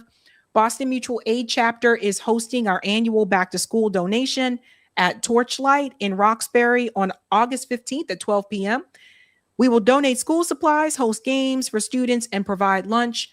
Please help donate if you can. Our goal, guys, is $2,500. We'll try to get as close to that as we can. So far, we've raised $460. So thank you to everyone that's donated. And I'll send you thank yous to everyone via Spot Fund. But if you would like to donate, I just put the link to that in the chat. And help us out with the kids. Help us out with the kids. All right, let's go to some of the chats here, ladies and gents, and then we'll get to the next story. Thank you for the super chat, GT. Love your work, lady. Blessing to the family. Thank you. Thank you, Mockery. Good to see Rakim back in music in 2026. I saw. It's really interesting. Thank you, Ira. Flint, Michigan deserves clean water. Yep. No name. Thank you. She sounds like Peggy from King of the Hill. Thank you, Cool Blue. A resident in Michigan, I have early voted in the 2026 Democratic nominations for Abdul El Sayed, U.S. Senate, and Donovan McKinney for U.S. House, Michigan 13. So Cool Blue's already voted. Emoji said he says he's not a socialist. Yeah, that's what I was saying.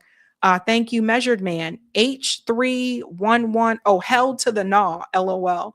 Thank you, Ira. I tagged you on Gen X Girl's post of an elderly Black woman from Detroit that was like, nah to Stevens. She should lose. Oh, I don't see tags on Twitter, you guys. Just FYI. Thank you, Wes. Raj has done great job as being a moderator in that debate. He corrected Haley on so many issues. Yeah, give it up for Raj, man. Give it up for Raj. He did a really good job. And Sheila said, I've never seen her either. Interesting. Let's get that Rumble rant and we'll keep it moving and grooving. Thank you for the Rumble rant, Mary Ploppins. Please cover Rendell Rosio. VoteRen.com for council in Hawaii. The Zionist incumbent is trying to tax farmers off their land if they don't report every asset on their property. She wants to serve us. Mary, please send that to me in an email because when people do this on live streams, I forget. So just send it to me via email. Thank you. Okay. All right, ladies and gents, let's move on to the next story. Do me a solid and smash that like. And we're going to dive into this next one. Here we go.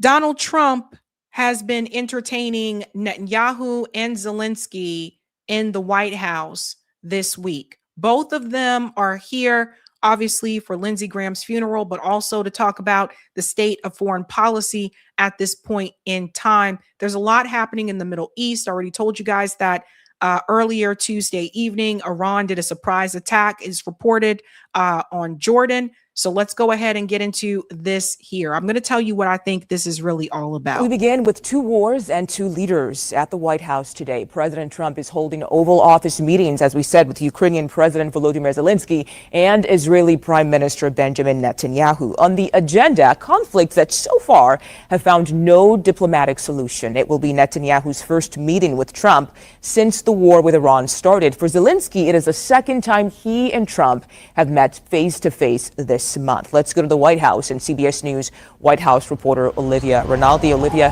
thank you for your time. So let's talk about the meeting with Prime Minister Netanyahu. What's at issue here as the war with Iran enters its sixth month?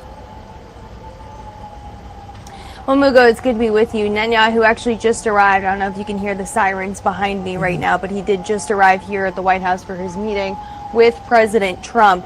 They are expected to talk certainly about the war in Iran, which has been entering its sixth month now, really, for a war that the president said would last between 4 to 6 weeks. And most recently, the ceasefire between the U.S. and Iran really fell apart, and the U.S. has begun to strike Iran again. For 13 straight nights, the U.S. hit Iran. But what we didn't see was Israel take part in those attacks. Part of the reason why is because the president said that the U.S. could go at it alone, that they didn't need the Israeli help in those strikes against Iran. This also comes, the ceasefire falling apart, as President Trump and Netanyahu's relationship has become a bit frayed. And part of the reason that has become frayed is because of southern Lebanon. We know that Israel and their military have gone into southern Lebanon to fight Hezbollah, and President Trump says that has continued to be a major sticking point as they've been trying to get these ceasefire negotiations ongoing with Iran. So a very delicate dance that they're going to have to do today, certainly talking about those ceasefire negotiations. There's also the issue of new Iranian sanctions that they are expected to talk about today, ways that they can continue to squeeze the Iranian economy, especially as this war is continuing to really be elusive for the president to try to get into, something that has completely frustrated him. Yeah. So first of all, the fact that the U.S. government and Israel are trying to find more ways to sanction Iran after they already owe Iran money is insane. This is crazy, and they, of all people, like, should have known much better. So they owe Iran money. They're talking about trying to sanction Iran even more. And here's the problem. Iran holds all the cards. They can completely shut down the Strait of Hormuz to everybody if they wanted to. And there's nothing the U.S. government can do about it. You can't beat them on the battlefield. You can't beat them in the air. You can't beat them by sea. So what are you going to do?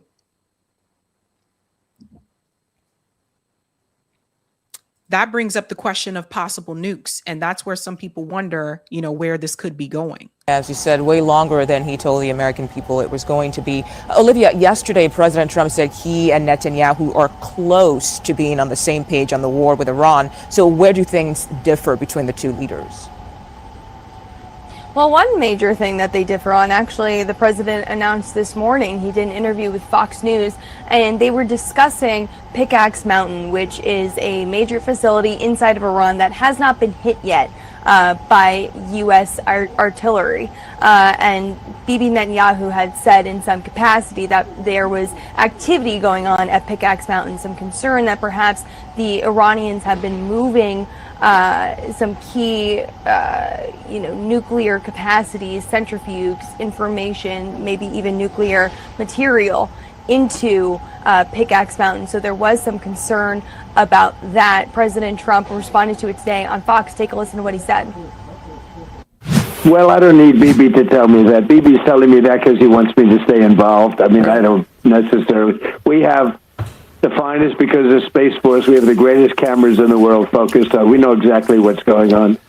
But no, I heard Bibi announce that. I said, why don't you just tell it to me? Why do you have to announce it to the world? I know exactly what's going on at Pickaxe. It's not a big problem.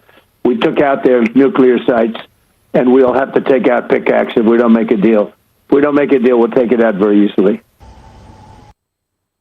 This is ego here from Donald Trump. People have to understand that, because the reality is we don't really have it like that. We can't. Donald Trump has gotten to the point where he's not listening to the generals. He's not listening to, the advisors that he has. It was just reported recently that one of those generals told him to pull out, like, we can't beat Iran. I mean, it's very clear, but I got to tell you, ego is a hell of a drug, So that's a big one there. And then comes in the question of Zelensky. Let's go ahead and bring this clip in as well, because Zelensky is also meeting with Donald Trump. And I got to show you guys something, the propaganda that they're doing on corporate media. This guy that he interviews here, Mr. Haas, I'm going to tell you who this guy is. He so often takes Putin's word for it, and he's already laying the groundwork that he suggests he will again. So Richard Haas is going to be up to President Zelensky to make the case today. He shouldn't have to. It should be pretty clear. Again, U.S. intel has suggested that, at least in some form, Russia has been helping Iran during this conflict. China, too, I might add. Yet Trump doesn't want to seem to believe it. But this does seem like a high. So talk to us about that, but also the stakes here for Zelensky, who comes to the White House in a very different place than some of his previous visits. It does, though, in perhaps a couple own goals back in Kyiv about shuffling up some of his leadership staff. Zelensky's taken heat at home for that. But in terms of the war itself, Ukraine has momentum. They suddenly had the look of a winner. And if there's one thing we know about Donald Trump, he likes to be associated with winners.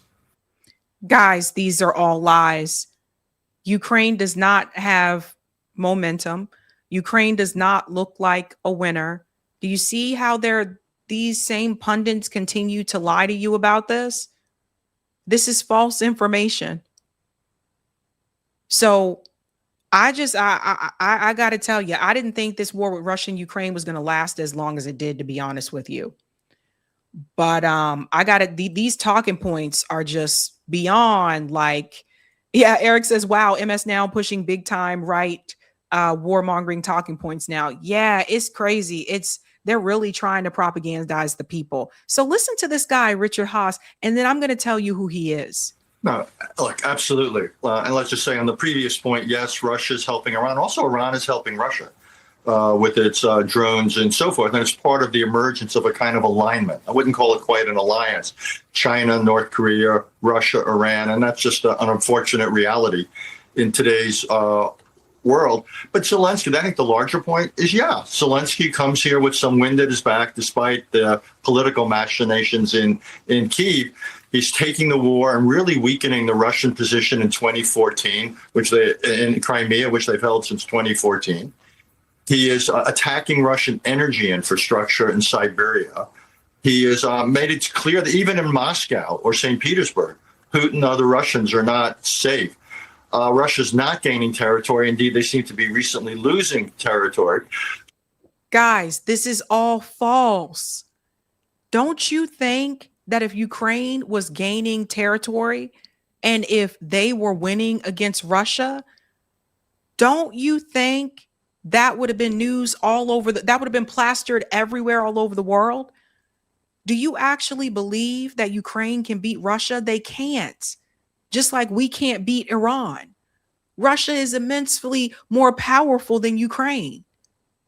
So do you see these lies they just continue to peddle? But hold on, because I'm going to tell you who Richard Haas is. And then this will all make sense, right? I'm going to tell you a little bit about this guy so then you'll know where he come from. So I actually think the war has shifted in important ways. We can't really help Ukraine that much.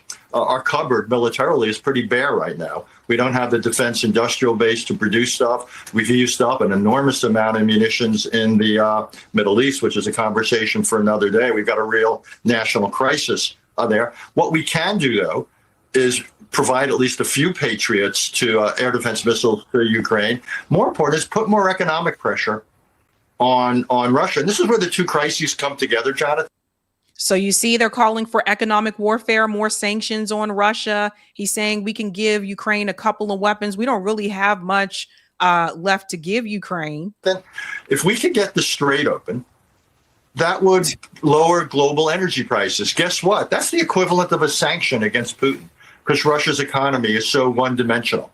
So I actually think these two crises come together. That's the biggest way we can help Ukraine is by amping up economic pressure on Putin because the political and economic pressure is growing against Putin. And that sets the stage for a possible ceasefire in place. Donald Trump, since day one, has talked about he's going to get a peace in Ukraine. Well, he can't get peace there, but he could get a ceasefire. And I think increasingly the table is being set for that possibility. So do you hear what he said? Get the strait open? Guys, they can't open the Strait of Hormuz. This is what oh my God, they can't open this. Ukraine does not win. There's no situation where Ukraine wins. And I think there are some Americans that think this too. There's no situation where Ukraine beats Russia. Do you hear me? Now, let's talk about who this guy actually is. And then I think you'll understand his talking points, right? Check this out. This guy, Richard Haas, okay? This guy criticized the Biden administration's withdrawal from Afghanistan. He called it America First unilateralism in practice. He criticized the withdrawal from Afghanistan.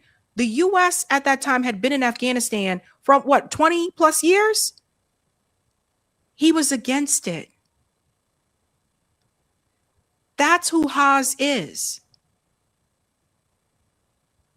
This guy's a warmonger. You know who else he is? Remember when we talked about that Peter Thiel secret society? Peter Haas lives in New York City with his wife, Susan.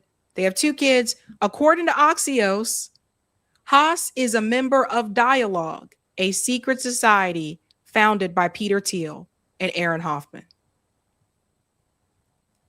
So see how all these people are in the same club. That's why he has the talking points that he has. So he's a paid liar. He's another puppet, right? So that's insane, the things that he was saying there.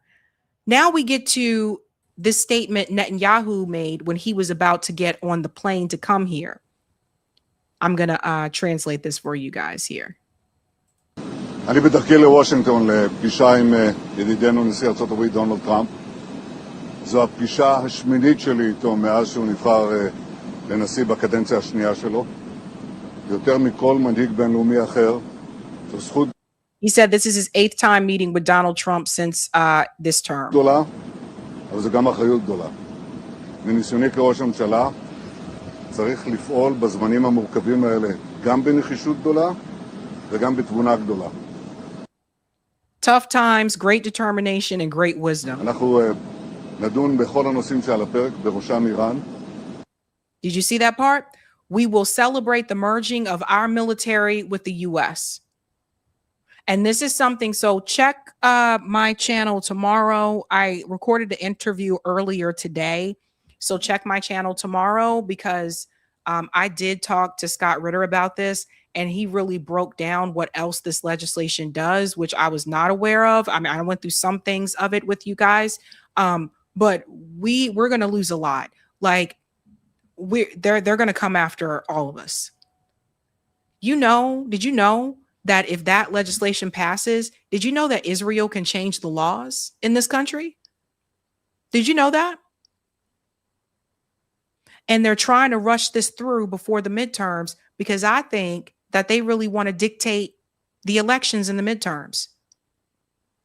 If our military and technology merges with Israel, that's not a partnership. It's basically them taking over. They get everything, we get nothing. That's really how that would work. It's scary times. That's why, Thomas Massey was screaming at the rooftops. Thomas Massey and Ro Khanna were screaming at the rooftops about this piece of legislation. This legislation is incredibly dangerous. They could change the laws right here in the United States. And if you think they're coming after people right now, like Marco Rubio with that list of names, just imagine what would happen if they could make it illegal for you to criticize Israel in this country. And there would be nothing that we could do about it because we're giving our power over to them. This is not something that voting alone is going to fix. We have to have a movement. We have to get hundreds of thousands of people out in the street, just like we did for the pro-Palestine marches. We have to recreate that energy again for this. Tell your friends, let them know just how dangerous this piece of legislation is. וכמובן שהמטרה שלנו היא לשמור על ביטחוננו וגם להרחיב את מעגל השלום סביבנו. The goal is to maintain security and include the circle of peace around. But what was clear was he talked about the merger. Remember, that came from him. I can only listen to him for so long. I'm sorry, guys. But check this out. At Lindsey Graham's funeral, here's Benjamin Netanyahu with Marco Rubio and Pete Hegseth. Now, why does it look like they are taking orders from him? Watch this. I'm going to mute it because of the music, but just watch.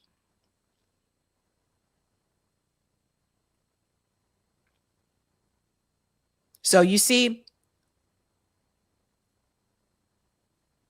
doesn't look like they're talking about Lindsey Graham, does it? No.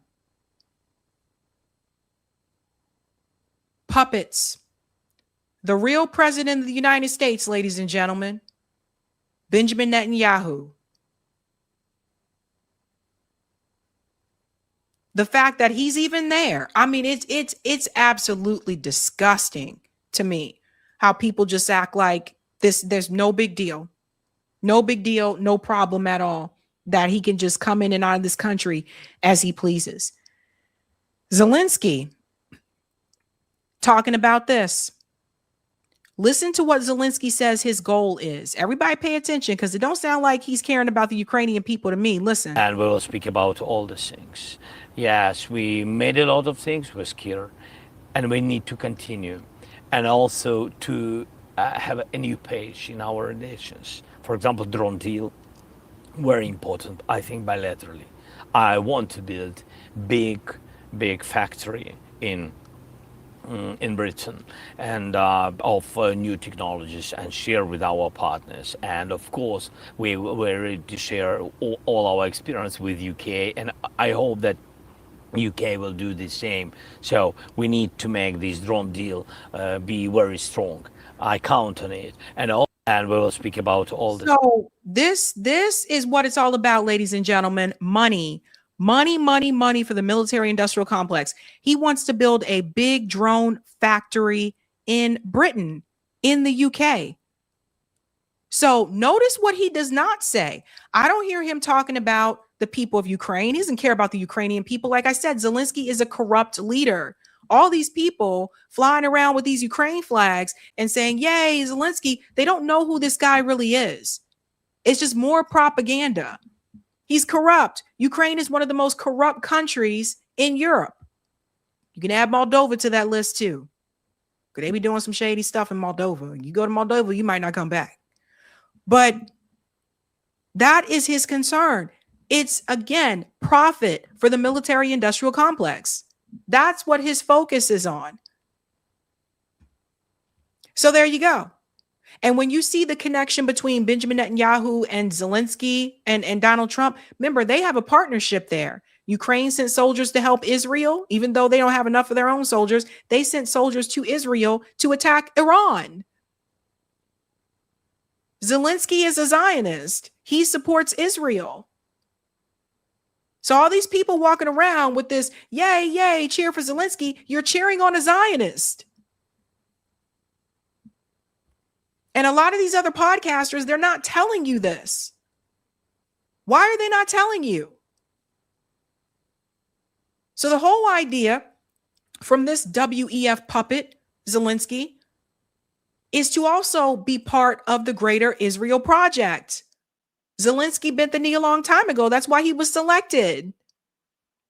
He's another Western puppet. So there's a lot of corruption that is going on, ladies and gentlemen. And I thought more people would see this. I'm like, you guys don't see how Ukraine is giving, soldiers to Israel, how Benjamin Netanyahu and Zelensky are working together. Now, Zelensky is hoping that this becomes a global war, because the whole idea is that, well, the NATO countries will come in and they would swoop in and help at that point in time, because the whole goal would be, let's stop Iran. He wants it to be a global war. That's why he attacked the Iranian vessel. There's just one problem. The United States ain't got the weapons that it used to have. Iran, destroyed a lot of our stuff. We don't have it like that no more.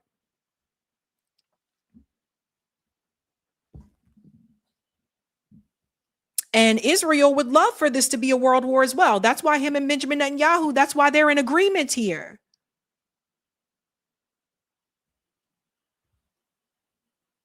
So we cannot allow ourselves to be deceived, ladies and gents. And I say that to everybody. Again, if the U.S. government, the establishment, loves a world leader, it's usually because they're on the same side, the Zionist side. And the ones who are not are the ones that they try to overthrow. They got the leader out of Colombia. That's why Donald Trump installed a Western Zionist puppet in Colombia. Just started. That's why they went after Maduro. Israel is taking a foothold in Latin America like crazy. Look it up. So we can't allow Zionism to spread. And Ukraine is part of that too. Like, you literally got people walking around in the Azov battalion wearing Nazi emblems, and people expect you not to call this out. A lot of propaganda, folks. A lot of propaganda. All right, ladies and gents, let's go to the next story. Do me a solid and smash that like button. Thank you. And we're moving on to what just happened with Zohran here. Apparently, there is a petition that is going around in New York City where people who are victims or had family members that were victims of September 11, they are calling for the mayor of New York City, Zohran Mamdani, to not be allowed to attend. Apparently, they consider him to be a terrorist. This is how far we're getting now, ladies and gents. Check it out for yourself. But we're going to talk about one of the big wins that he just had. So check this Time out. for the hot topic of the hour. Families of 9/11 victims are calling for New York City Mayor Zohran Mamdani to be banned from the 25th anniversary ceremony in September. Brooklyn native Giovanni Gallant, who lost his wife Grace in the attacks, organized a petition on change.org, which has over 10,000 signatures. It supports keeping Mamdani away from the event. It lists a series of concerns about the 34-year-old politician. Gallant telling the New York Post Mamdani's presence would be hurtful and inappropriate, saying, quote, your objection is based on his public record, his failure to meaningfully acknowledge the horror of that day, and his employment of support for or association with individuals who have minimized 9/11, defended terrorists, or even suggested America deserved the attacks. Ladies and gentlemen, this is where we're at now. Ashura says, call Saudi Arabia. Oh, we're not supposed to say that, are we? Let me get this straight. So Zohran is Indian, correct? Who spent part of his life growing up in Uganda and the rest in New York City.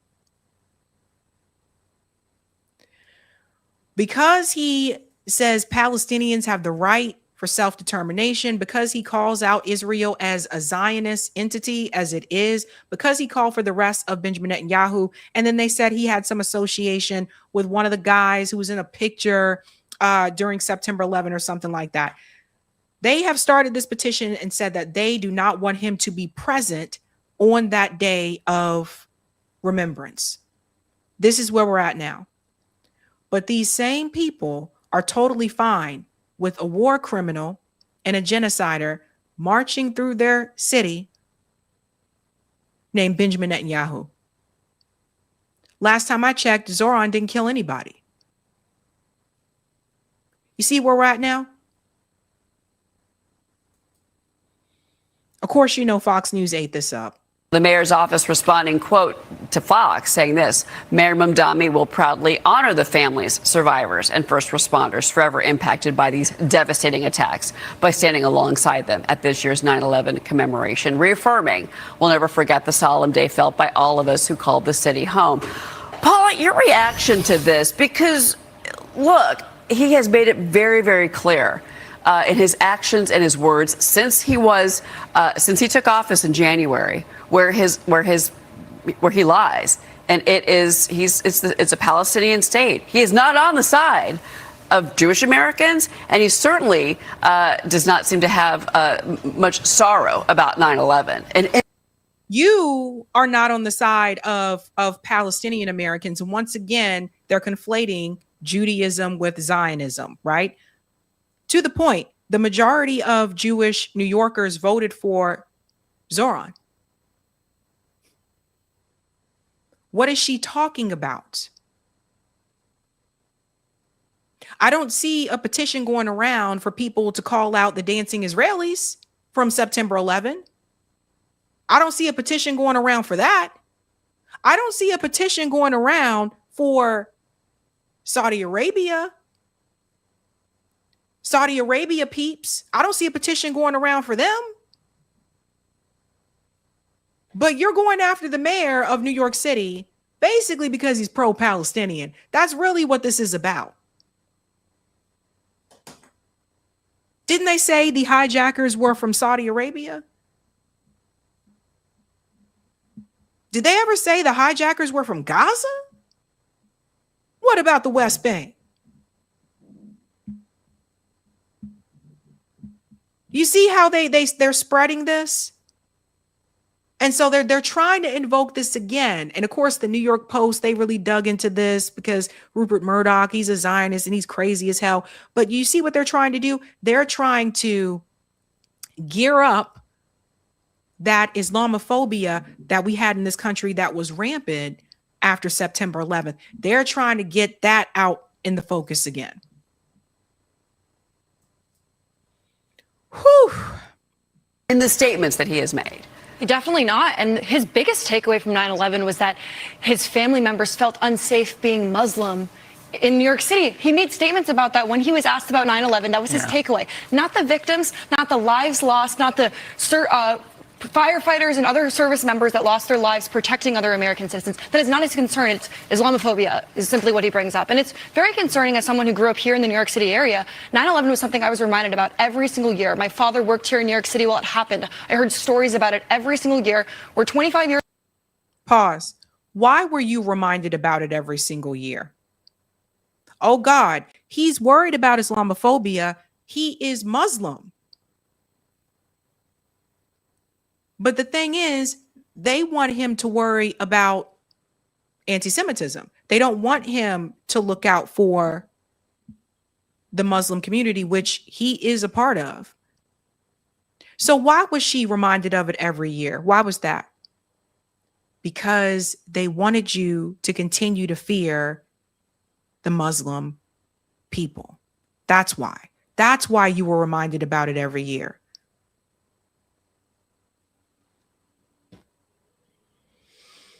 Here it comes. I mean, when all else fails, they dig back into September 11, guys. They're really trying here. Away from it. I was a young child when this happened. But now I feel like we don't really remember. And seeing a New York City mayor in the city it happened in acting this way, to me, is disgusting as an American. Yeah, no, I mean, Ryan, I was here.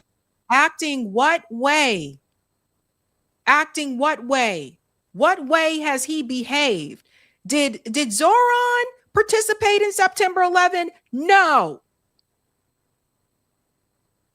And of course, they get this woman. I told you guys, a lot of these people, they wanted to go into acting. They didn't make it there, so they end up with this kind of gig. Then they get this woman and like, let's get the woman of color to make this comment. You see how this works? I am disgusted. I am just... If you're disgusted, honey, I wonder how the people in Gaza feel about you. I wonder how people in the West Bank feel about you. You're disgusted. Well, I wasn't living here, but I was here a month after the attacks, and it's just also, you know, if you lived through that time and you experienced it, you remember how horrific it was. And the Wall Street Journal's editorial board says globalizing the Intifada in Mondami's New York, and they talk about the current situation. But this ties back to why the 9/11 families don't want him there, because they don't. What does this have to do with September 11? Anybody? Someone please explain it to me. Anybody? Because last time I checked, it wasn't Palestinians who committed this act. Okay? Look at the headline. He accused Jews of genocide. A Jewish man is stabbed. Do you see this? You see how this goes? No other group of people in this country get this type of energy. No other group. This is insane. Feel supported by someone who seems, that if it was 25 years ago, he'd be, probably supporting the attackers on the World Trade Centers. I mean, that's my opinion. Oh my God. I think it's clear his values are anathema. You see what they're doing? They said he would have supported the attackers. Do you see this? Let's see if we can get Americans to be more pro-Israel by saying 9/11 again. Let's throw that back. Let's kick that can back up again. It would have never been the other way around. Like it's insane. It is absolutely insane. But if it would have been him, criticizing, let's say Zohran was criticizing like Gaza and all that type of stuff, they wouldn't even be saying these things. But because he called out people being bombed and killed and Israel being the one to do it, that's why they're targeting him. And because he said he wanted to arrest Benjamin Netanyahu. And I think Shira asked, I thought Zohran was going to arrest him. He can't. A mayor can't arrest a leader of another country that is coming here to go to the UN. You can't. Legally, a mayor can't. That's the law. Hypothetical to those who lost loved ones on 9/11, 100%. And it's kind of ironic he's talking about how Muslims felt they feared for their life after 9/11. Well, how about all the Jewish people that now fear their life as he's supporting calling Netanyahu a war criminal, which is not, by the way, a commonly held view amongst Americans in general. It is a commonly held view. Do you see the mountain of lies that these people are telling you? The majority of Americans don't support Israel anymore. This man just told you on camera that calling Netanyahu a war criminal is not a majority American view. That is a blatant lie.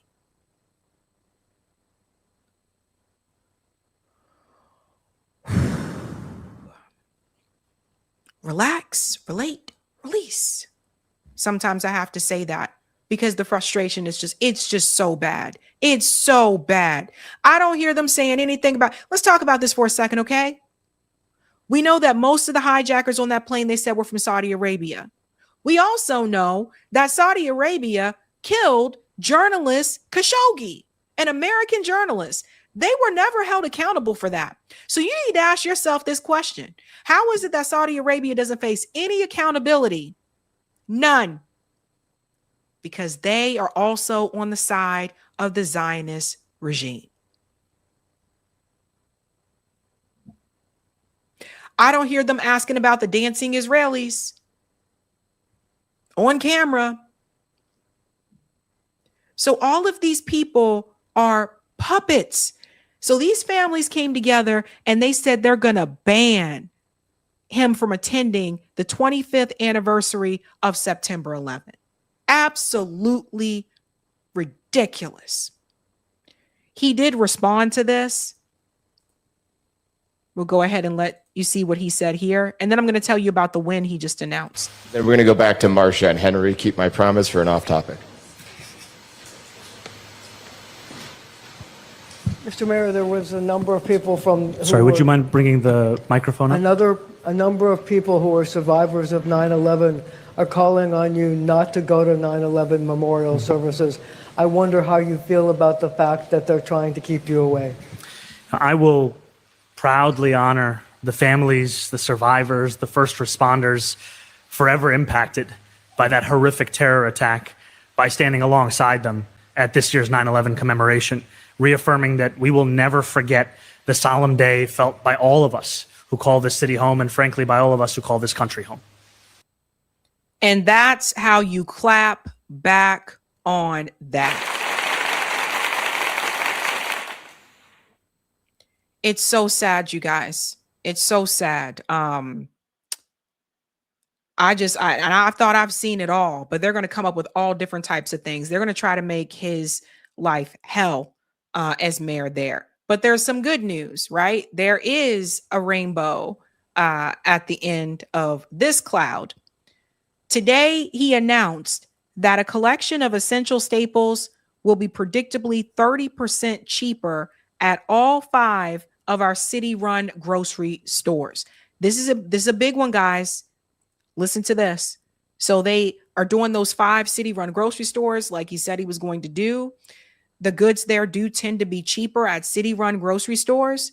Check this out. We know that for many New Yorkers, 30% at the grocery store means something very different.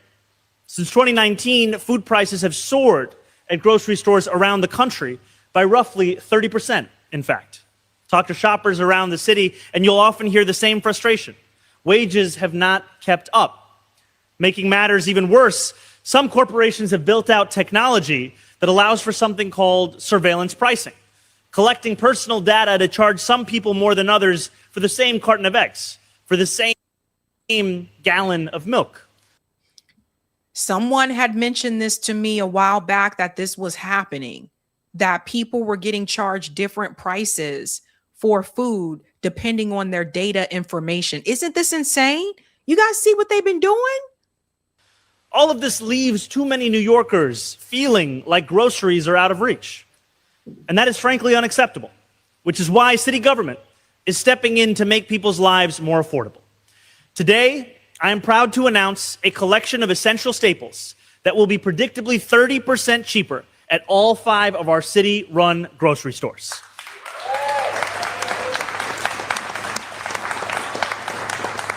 This core set of goods will include all fresh produce, meat, and seafood, along with 20 other essential items like cheese, milk, and bread. Here's how it will work. Once a month, our 5 city-run grocery stores will set prices for this core set of goods at 30% below typical retail prices. No exceptions, no gimmicks. The savings will last for the entire month. That means no weekly fluctuations nor sticker shock at the checkout line. Not for our seniors living on fixed incomes, nor for the parents who rely on a regular supply of apple slices to keep toddler tantrums at bay. Now, can we all see this incredible example of produce in my hand? Now, you will see these plantains here. So for anyone wondering how much these beautiful plantains might cost, you can use this QR code or head to grocery.nyc to access our policy report. I'm going to demonstrate exactly what that means.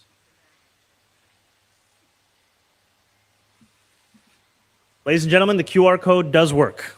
You can see this here.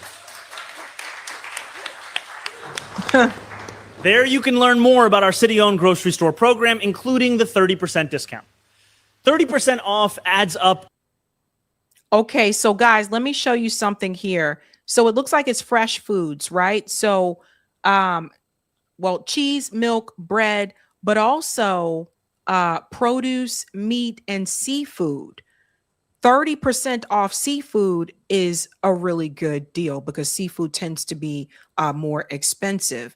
So I'm looking at it like this, like that's going to help many people because like you guys, we've been talking about the grocery store prices for quite some time, but if they can get those goods cheaper at the city run grocery stores, they're going to go to the city run grocery stores. One of the things that came up was people was asking, they were like, well, how are those stores going to stay in business? Well, people have to shop there. Well, how are you going to get people to shop there? Well, if I know it's 30% cheaper for me to get, salmon or like chicken breasts at the city run grocery store instead of like Market Basket or Shaw's or something like that, I'm going to go to the city run grocery store. Now, obviously that wouldn't apply to like hot meals. So if you wanted to get prepared meals that were like hot foods or whatever, that wouldn't apply to that because it's already prepared.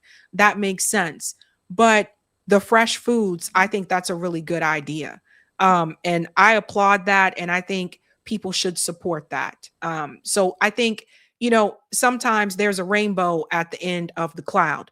Someone was just asking in the chat if he had security. Dutch said, does this guy have security? I don't know.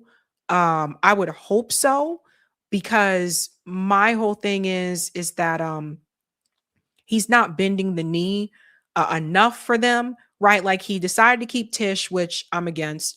He decided to support Hakeem Jeffries, which I'm against, but he's not bending the knee to the Zionist establishment, and they have issue with that. And so I would hope he has some type of security. Janine said Walmart is doing that by not having prices on items, only barcodes. This is interesting. Someone had contacted me a while back and they told me that the prices were changing depending on people's data, which is that's wild, man. It's wild. But I think this is a good thing here. Again, NYC mayors have a full-time NYPD detail. Okay, thanks, Corey. I think this is a good thing, again, especially when it comes to something like seafood. A lot of times, like if you're on, a strict budget or if you're lower income, you may not be able to afford to buy seafood, right? Things like salmon, things like scallops, shrimp, is more expensive. And another thing I want to tell you guys too is that oftentimes it's not uncommon. I saw this when I lived in New York.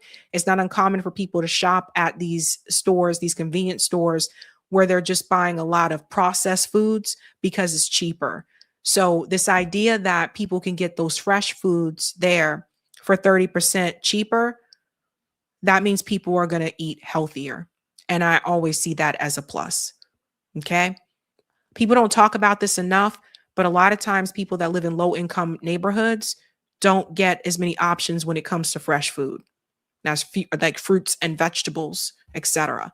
People usually end up getting what's cheaper, like the processed foods.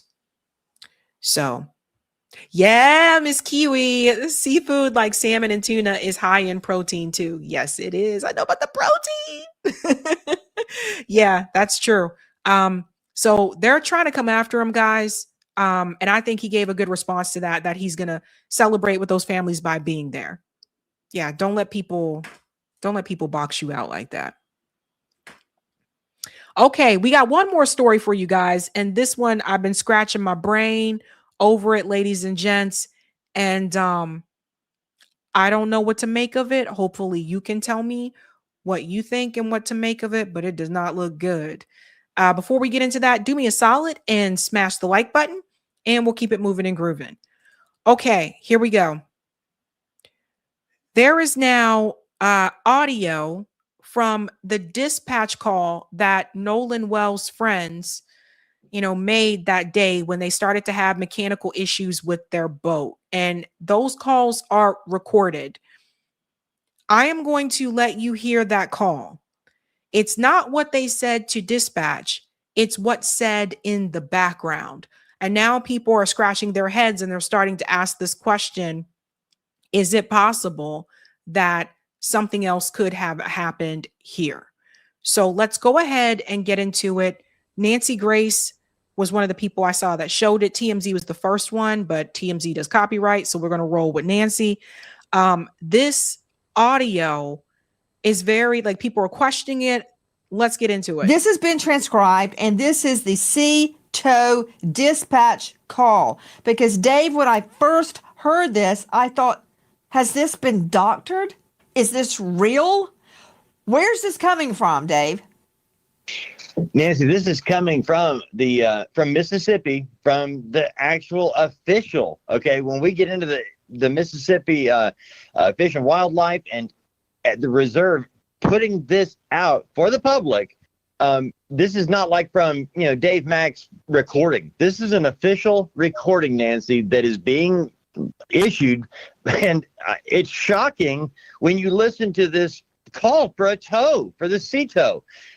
Going further into it, Nancy, you're picking apart all of the different voices that can be heard on this one phone call, trying to determine what is really taking place on this boat that is allegedly sitting in 31 feet of water, a depth of 31 feet.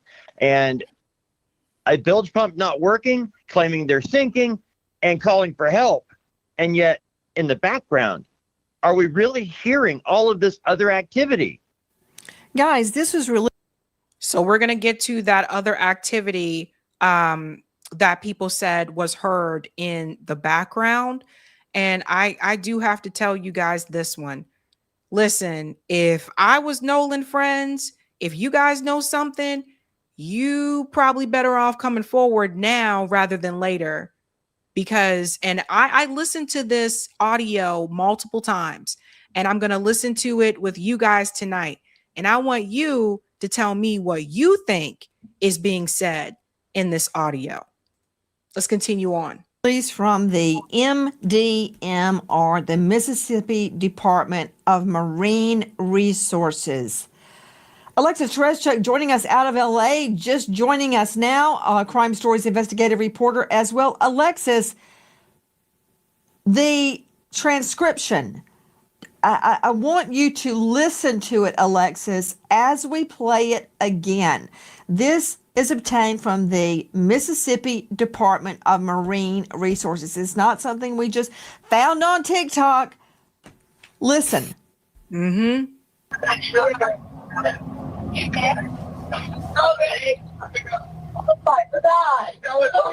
Detail assistance, Vicky speaking. How can I help you? Hey, we're at the west tip of Horn, and our bilge pump stopped working. We're sinking. Can y'all please come? We have a membership.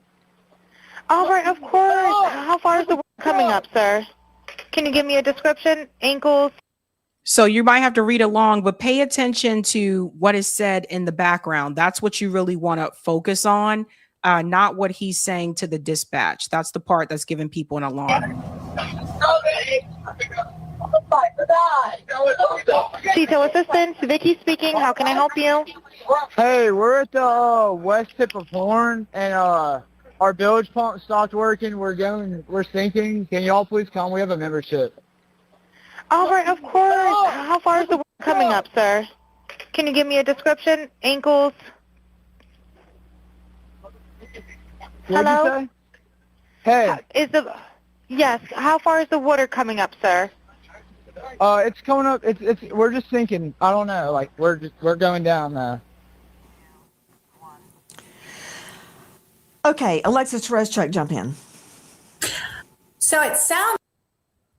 What I heard very clearly was, of course, oh my God, and that type of thing. We're going to listen to another one that's played by an audio engineer where you can hear the words a little bit more clearly. But listen to what Alexis, the investigative reporter, says. It's like before the woman starts talking, the operator, everyone in the background is saying, "Is he dead? Nolan, wake the up." And so they are concerned about Nolan. They're saying, literally, is he dead? Nobody has ever, none of the kids on this boat have ever admitted that anybody said that they thought Nolan was dead on the boat. This is the first time that we are hearing this. What is the chance that this has been doctored in some way, Alexis Tereszcuk? Because circulating on the internet was a scene where another young man was face down being attacked on the sand. That was not Nolan Wells. That's not Nolan Wells. Repeat. So there are bottom feeders that are fabricating evidence and circulating it, and it's whipping up all sorts of hostility. But regarding this, have you listened to it independently of any transcription? I have listened to it. I've listened to it over and over, and I've listened to the audio where it's only the sound of the boy calling in and not the operator's voice. So it takes a little bit of the distraction out, and you can just hear the voices, the one friend saying, "Is he dead?" And we are hearing somebody very worried. They're saying, "Is he dead?" Somebody, you think you might have heard them say Nolan right before that. Somebody then says, "Oh my God." So the thing. And who else do you think they would have been talking about when they, saying, "Oh my gosh, like, is he dead?" Who else do you guys think they may have been talking about? That's the other question that people are raising at this point in time. And we'll listen again to see if we hear the name Nolan, because the TMZ reporter said he wasn't confident that he heard that. But let's say it wasn't Nolan. Like, who else would they ask? Like, don't die, or is he dead? I don't know. The thing is, there have been a lot of false videos. People have said there was a video where Nolan was screaming, saying, "Give me my phone back." His friend says, "No, that's me in the video." There have been tons of AI generated videos and images and things, but this is the official audio from the organization. Okay, let's hear. Okay. So that's the part I wanted you guys to hear. That audio is directly from the organization, not from TikTok or anything like that. So I thought that was important for people to see. And then now we're going to get to this part here. This woman she said she's a professional audio engineer, Janetta Brantley, and she just released an enhanced version of the CTO call on her Facebook page. So let's see if we can hear it a little bit more clearly here. I am going to speed up a little bit to get to this part. Okay, so before I play this, I want to quickly explain what I did, what you're looking at on the screen, and why I chose to approach this audio the way that I did. As a professional audio engineer with experience in dialogue editing, dialogue cleanup, sound design, and post-production, I decided to work on that C-toe call using traditional audio processing techniques rather than relying on any AI voice separation or AI enhancement. My goal was pretty much to preserve as much of the original recording as possible while making the quieter dialogue and background audio easier to hear. So I basically used techniques such as subtractive EQ, compression, gain adjustments, noise reduction, frequency isolation, and other traditional processing methods. That checks. I've done this before too, not myself, but I've had the service done before. Eric can tell you about this. Eric, my producer, can tell you about this as well, where sometimes you might be recording something and there's a lot of background noise, and you can get an audio engineer probably is going to get you your clearest reading there. But there are different tools that you can use that can minimize noise in some areas and increase the volume in others. So Eric, my producer, and I, like, we've done this before, but I've also had someone who is a professional audio engineer do the exact same thing. So what she said there, that checks. Let's go forward so you can see. She goes into the code frames and all that kind of stuff, but she just wanted to break it down so that people understand what was said. Let me get to this part right here, and then she'll play it by the original video player. And I hope that makes sense. For this first video, I'm sharing only approximately 37 seconds of the call. I originally intended to continue much further, but once I separated the dispatcher from the boat and started concentrating exclusively on the background dialogue, what I believed I was hearing became extremely difficult for me to process emotionally, and I needed to take a mental break. But I wanted to release this portion because some of the details that stood out most to me occur very early in the call, like right at the top of the call. And so I'm gonna let the audio play. Read my transcription if you want to reference, but don't allow it to determine what you hear. I want you to listen first, listen again, compare it with the original recording, and then judge it with your own ears. I hope this breakdown helps. Pause for a second. So again, guys, when you listen, just listen. Don't listen for what you want to hear. Just listen for what is being played. Okay.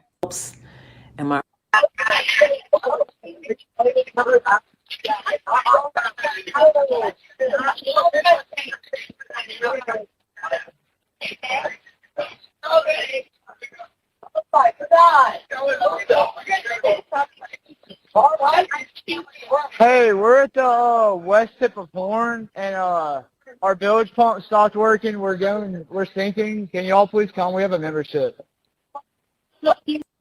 Yes, thank you, Christine. Listen to it without looking at the video so you can hear it properly. So let's do this again, guys. Try to listen to this without looking at the video so you're not reading along with it. Okay, here we go. I'll do the same thing. I'll look away. Helps.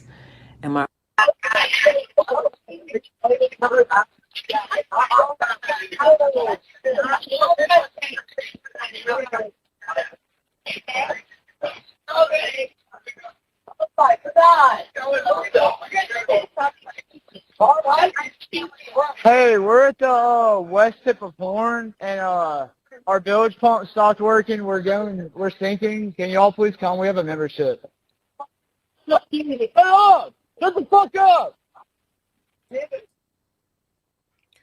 So when I listened to it without looking at it, I heard, "Is he dead?" That's what I heard without like looking at it. And of course, oh my God, like I hear that one as well. Now, excuse me.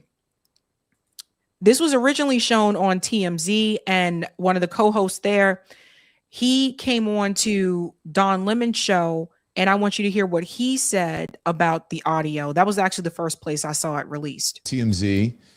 Charles, thank you for joining. You guys you spoke to the people, some folks who were saying that they saw him there after that. And then, of course, you guys also had the audio.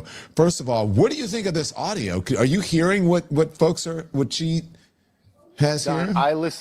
I listened to this audio probably 25 times this morning. I listened to it without earbuds. I did it with earbuds. I cranked up the speakers on my desk and slowed it down every which way. There are very few things that are very clear on it. To me, what's clear, someone yells, "Shut the bleep up." It's also very clear when someone says, "Oh my God."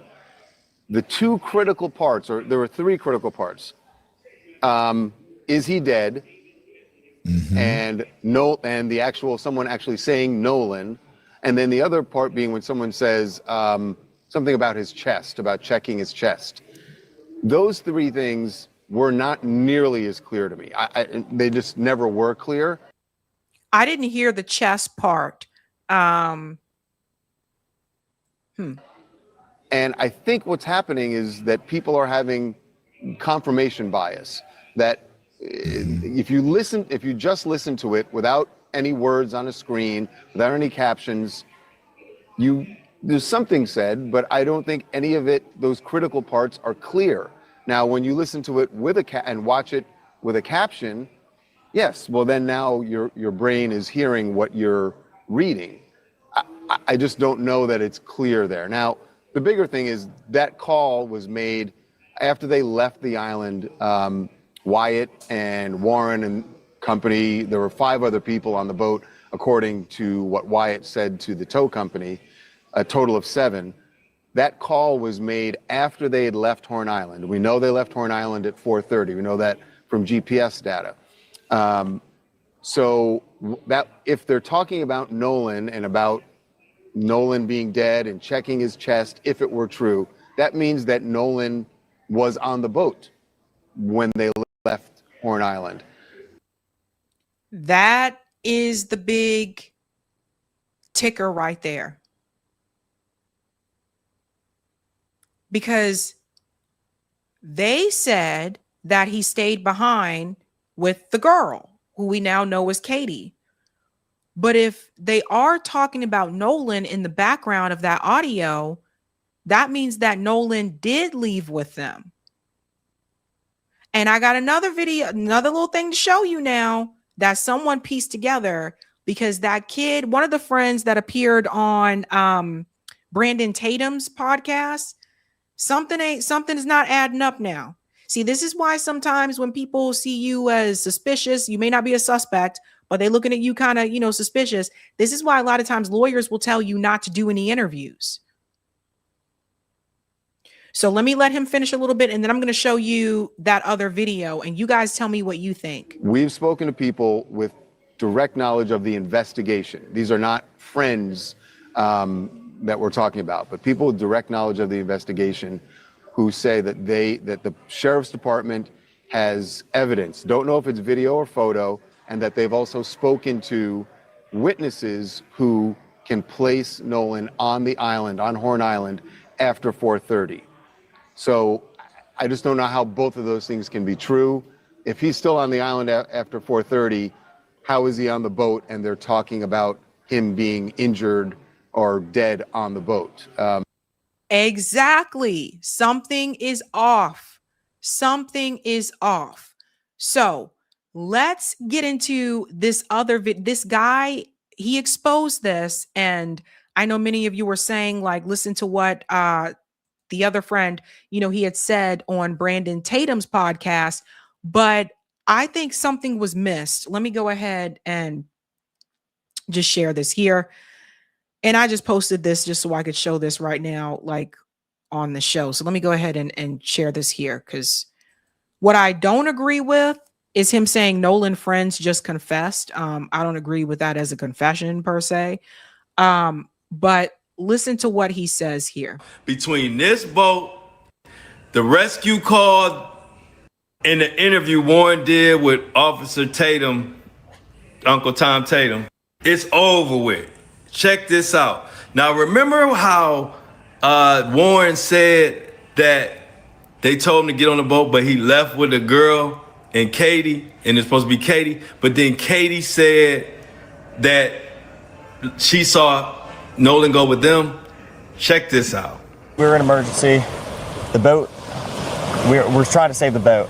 It's not like we didn't ask Nolan or we just left Nolan. Nolan decided to stay on the island with the girl that he was with. And the girl is a witness to that too. Yeah. Now, right there, Warren says he told them, they told Nolan to get on the boat, he didn't. He went with Katie, the girl. But then in that same interview, listen to what Warren said. And this tells him, everybody, that he's lying, and it just destroys the boy's whole case. Katie sent a message to my buddy the next day and said, you know, this is the last time I saw him, you know, he's really sweet. But she also mentioned that the last time she saw Nolan was when my buddy was yelling at him to get on the boat. So Warren, you know you messed up. You said out your own mouth that Katie told y'all basically to y'all face that the last time she seen Nolan was when y'all was yelling at him to get on the boat, which destroys your whole narrative that he went with her and that was it. He got on the boat, period. And we hearing this crazy distress call, and even allegedly people I've heard in there that says, hey, what are you doing with that bark? You're going to step in a pool of blood. And in the interview, Warren said that he had got in to hook the boat or something. It ain't adding up, and I don't like it. Something is off. And see, that's a good question. Kill Your Gorgies, where is Katie? I don't know. But what he was saying here is, how is it that it would be great to hear from Katie? But how you can't have two things at the same time here on this one. Either he got on the boat or he didn't get on the boat. And now I'm starting to wonder is, what if Nolan did get on that boat and then people said they thought they saw him on the island? What if it was someone else? What if they just saw someone else and they just assumed that that was Nolan on the island? I don't know. I'm just genuinely asking. But something is off. So I'm saying it just doesn't make any sense. If they were yelling at him to get on the boat and Katie said that was the last time she saw him, then he didn't stay with Katie. Barine, maybe he got in a fight on the boat and fell and hit his head and they dumped him when he didn't revive. These are all, interesting thoughts. GT, it says, police, when did this happen? Oh yeah, the bottom. There are another couple things that people said here I found interesting. Some of the things I think you guys heard. Can we cover it up? Is he dead? Nolan, Bart. That's another one people said that they heard. Can we listen to only the background? I haven't found any audio that does just that one. And Playmaker said, I did hear shut the F up. So there's a number of things that I don't know, guys. I'm just telling you, this don't look good. It does not look good. I don't know if they realize that those calls are recorded, but they are. And maybe they were drunk on that boat and just not thinking about that at the time, like what they were saying in the background. But I heard Nolan's name, not because I wanted to. I heard Nolan's name. And I heard the is he dead? Something like that. And the oh my God, like I heard those things. I mean, guys, something is just something's off. And if that wasn't Nolan, then who were they talking about?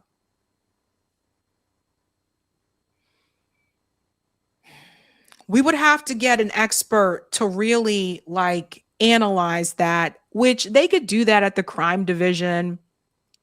I don't know. I'm channeling my inner CSI here, right? Where they should be able to take that audio and dissect it, frame by frame and figure out what exactly is said. But something is, what's this, you guys? And maybe wake the F up. Wake the F up. Yeah, I don't know. Deed said, I heard a female say he's about to die.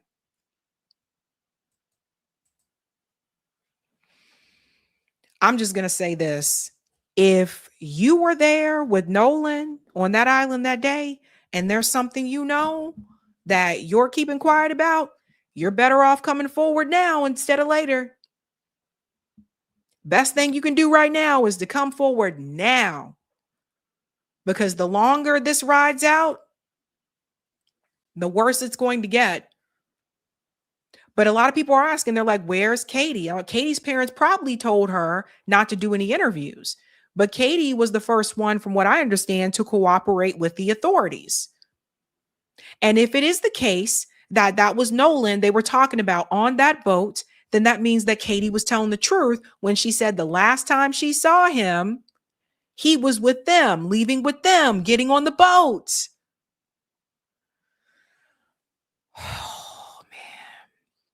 I know this is a mystery, guys, but this is one of the, there was this show when I was a kid. It was called Unsolved Mysteries. And it always used to creep me out because the host of the show also looked and kind of sound kind of creepy. But it also creeped me out the fact that these things were unsolved. And I feel like with this particular incident, I feel like I'm afraid this is going to be an unsolved mystery. But I feel like this could be solved. I really do.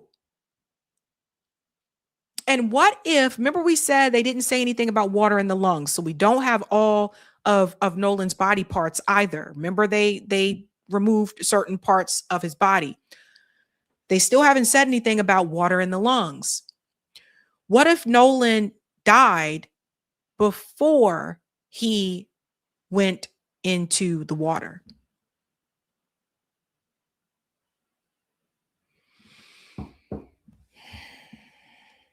I don't know, guys. I don't know, but this one's scary. I feel like somebody knows something and they're just not talking.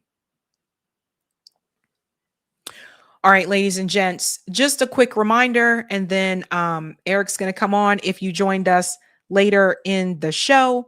Quick reminder, I'm doing my back to school annual donation this year, August 15th, and we are donating book bags, school supplies to the kids.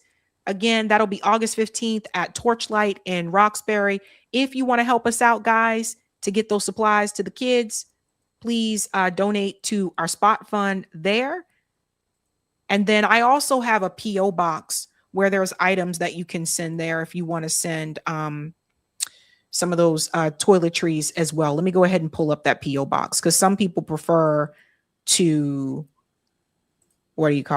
some people prefer to actually mail items instead of using like spot fund just because they don't like the electronic stuff. Let me find it real quick. Sorry, guys. I'll be sure to just keep this like in a folder from now on so I don't have to go looking for it. There it is. Okie dokie. There it is. Back to school donation. If you wanted to just mail items, these are the items that we're asking people to mail. That's kids' clothes, diapers, body wash, or soap. People ask, can we just send bars of soap? You can send that too. Shampoo, toothpaste, toothbrushes, hairbrushes, combs, feminine pads, not tampons. That was one of the things that was, advised of us by homeless shelters not to donate tampons.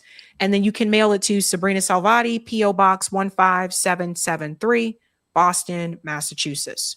So I get an alert when we get these items coming in through the P.O. box. So I will know if you send something. So thank you guys so much. Really do appreciate all of that. And Eric is going to close out the show, ladies and gents, and read the super chats.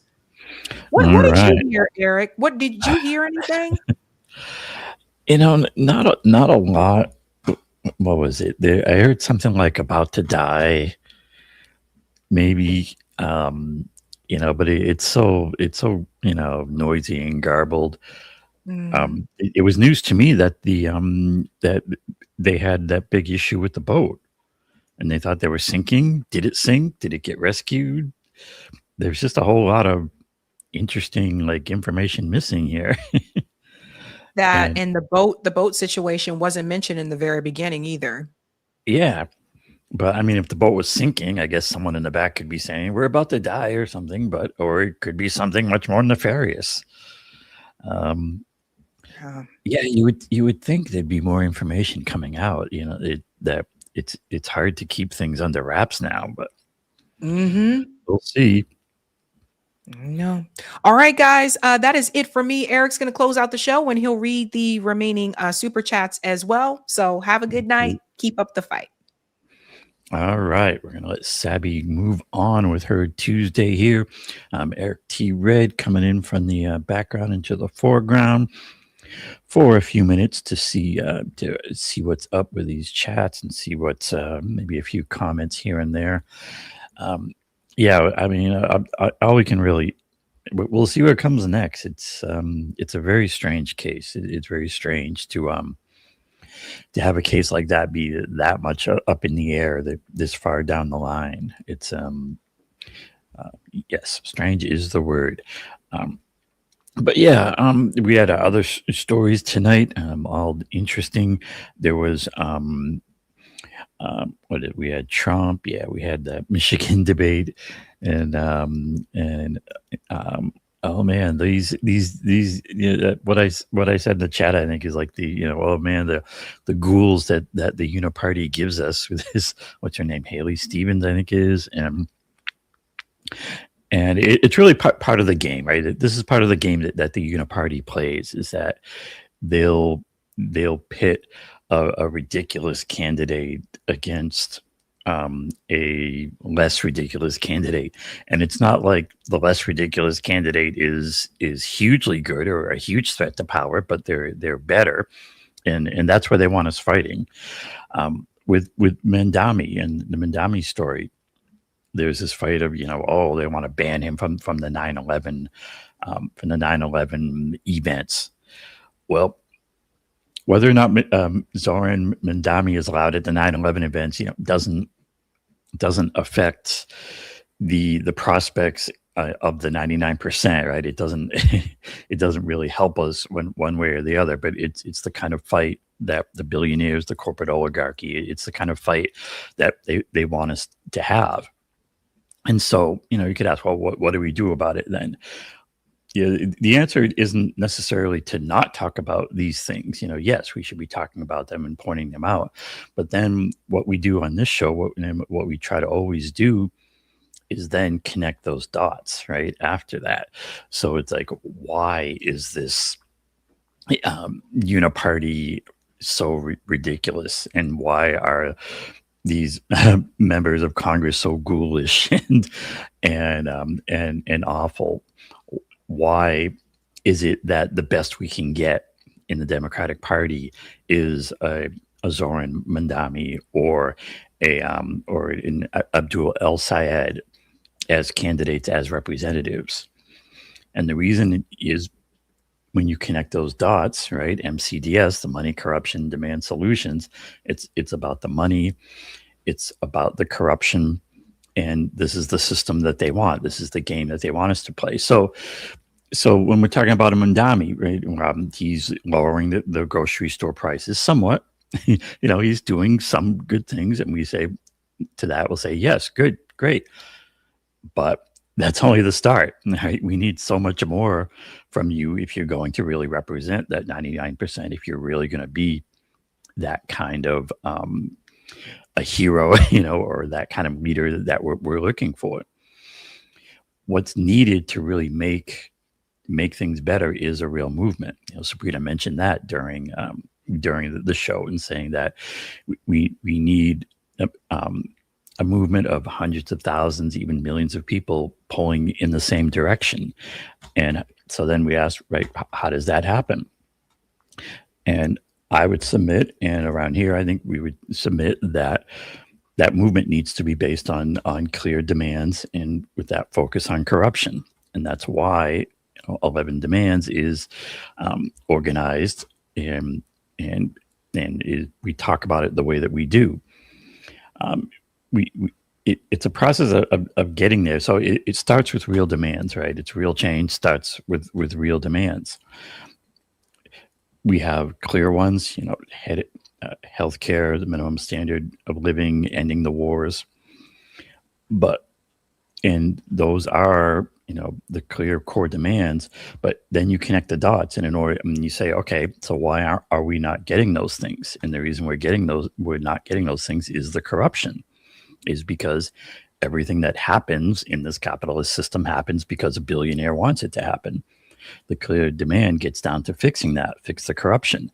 And then you say, okay, if our clear demand and our clear path is that we need to fix the corruption, then how do we do that?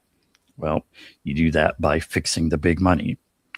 So that's the kind of dot connecting that we try to do around here. You can see it at 11demands.org. And it always comes back to this. We need that mass movement based on clear demands with that strong focus on corruption. There was one other interesting one that I did want to highlight just before I read out these super chats. And this was I noticed this through a tweet or a quote tweet that Max Blumenthal did. Let me see if I can bring that up quickly here. Yeah, here we go. And this was something I hadn't really heard of. That was a thing. So there's a case in. It says it was an Atlanta resident. He was coming into the U.S. and apparently what happened was that he got harassed because I think he was involved with protests and was on a list. And they detained him, and they told him they wanted his the password to his phone, and so he gave him the password. But the password he gave him for that phone that has a feature is what's called a duress password. And when the I guess it was Border Patrol entered that password, the phone wiped itself, and it cleared out everything on the phone. And you apparently can't get this on many phones. And I didn't even know this was a thing, but there are certain phones with certain operating systems that have this feature. And I didn't even know this was a thing. But it's possible to get this set up. And yeah, so if someone's getting the phone that you don't want them to, and they make you give them a password, you give them this, and the phone wipes itself out. Then on top of that, I don't know if it was in here, all the steps that happened, but then the Border Patrol and the federal government is charging the guy with a crime because he did this. So Max Blumenthal was saying, no probable cause, no warrant, violation of 4th and 5th Amendment rights. The police state is here. So we'll have to get Max on again sometime soon to talk about this and other things. But anyways, yeah. So duress password, and now and that was an interesting one. And of course, very clear in the demands is about protecting our constitutional rights against things like censorship, against things like this kind of abuse of clear rights. Hopefully, probably the case won't go anywhere. It's really hard to construct exactly what crime they're going to charge him with. I guess it's maybe along the lines of destruction of evidence or something like that.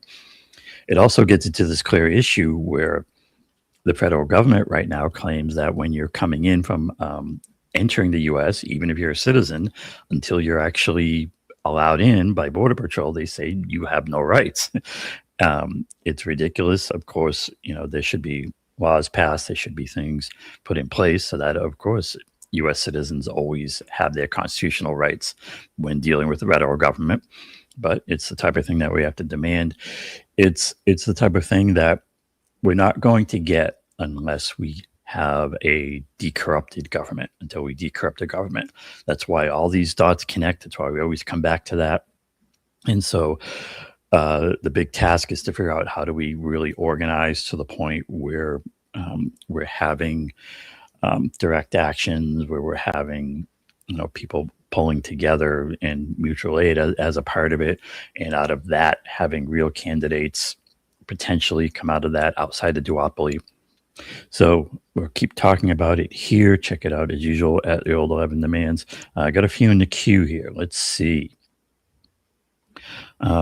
Thanks for the super chat from For Sale 313, who says Zelensky has a foot in his ass, not the wind at his back. Yeah, and everything.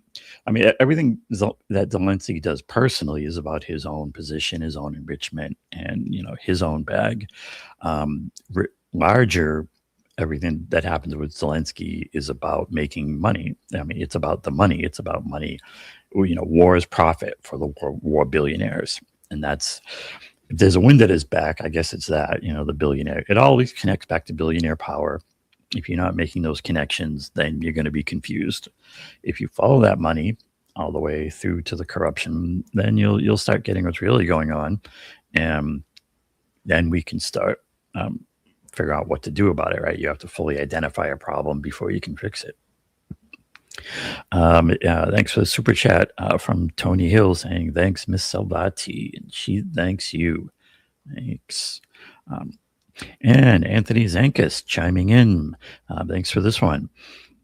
Zelensky is in the Pandora Papers and has offshore biz, and those companies received $41 million from a Ukrainian oligarch, and then they turned around and bought prime real estate in London. Lovely. Yep. There's a million ways that they run the grift. Thanks for the super chat, Ira. Zios are behind this. I've seen similar social media posts, and the 9/11 families are pointing fingers at Israel. Yep. And whenever we talk about Israel, just remember, Israel is a billionaire pet project, and Israel is a thing because of billionaire power. You're not going to fix that unless you fix the core problem of the billionaires and billionaire power in that system. Thanks for the super chat, Roger Meadows, who says, sad ever since October 7th, we haven't done 9/11 memorial. All right. And thanks also for this one, Roger. He says, this will force prices down everywhere. Talking about that one is about the grocery stores and how the Mandamis having the grocery stores have the lower prices on the produce will lower prices everywhere, and that can certainly have an effect. Like I said before, with the Mandami stuff, it's like yes, but more. The U.S. and New York State, the country, has enormous resources. We can easily feed everyone if we put our minds to it politically. We just decided we were going to make it happen. We can house everyone. We can feed everyone. We could have, real good quality public housing that just houses everyone, period. We could have public grocery stores that just feed everyone, period. All this stuff is doable. We can all have nice things, or we can have billionaires, and it's time to make the choice. It's having a good world is just not compatible with billionaires and trillionaires. We need to address that wealth inequality and do the systemic fixes is the real way that we get to a better world. And it's not going to have shortcuts. It's going to need a lot of work by a lot of people, but it's doable. We just have to be clear about our demands. Thanks for the super chat, Vilma Thomas, who says the world owes a lot to Iran for their breathtakingly stunning challenge to the powers that be, who believe they have the total control and authority of this planet. Thanks for that one. And thanks for this one from Glam Sarah, who says the GPS for the boat was the first piece of info that came out. It showed the boat made several trips to Horn Island that same day. Whatever happened to that? Yeah, it certainly needs a real investigation. One of the problems, and this also gets back into connecting those dots that we're always connecting, is that we don't we don't have a government that we can trust enough to do these investigations. Whether it's there in Mississippi, which is kind of scary to try to have a real investigation there, or really anywhere, our government is too corrupt to be trusted. So the only real fix is to deal with that corruption. So that's the dots that we always connect, and we're going to be doing more of that in future shows, of course, But in the meantime, I want to thank everyone for watching. I hope you enjoyed it. Make sure you subscribe to Sabby's Substack newsletter. The links for that are in the description below every video. If you really want to, if you're really a true Sabby supporter, you can show your support by joining the Patreon, and for that kind of support. And on my end, check out 11 Demands. There's also a Substack for 11 Demands. Hasn't posted for a little while, but we'll see what comes out there. But thanks everyone for listening. We'll see you next time. And until next time, have a good night. Keep up that fight. And we'll see you later. Peace.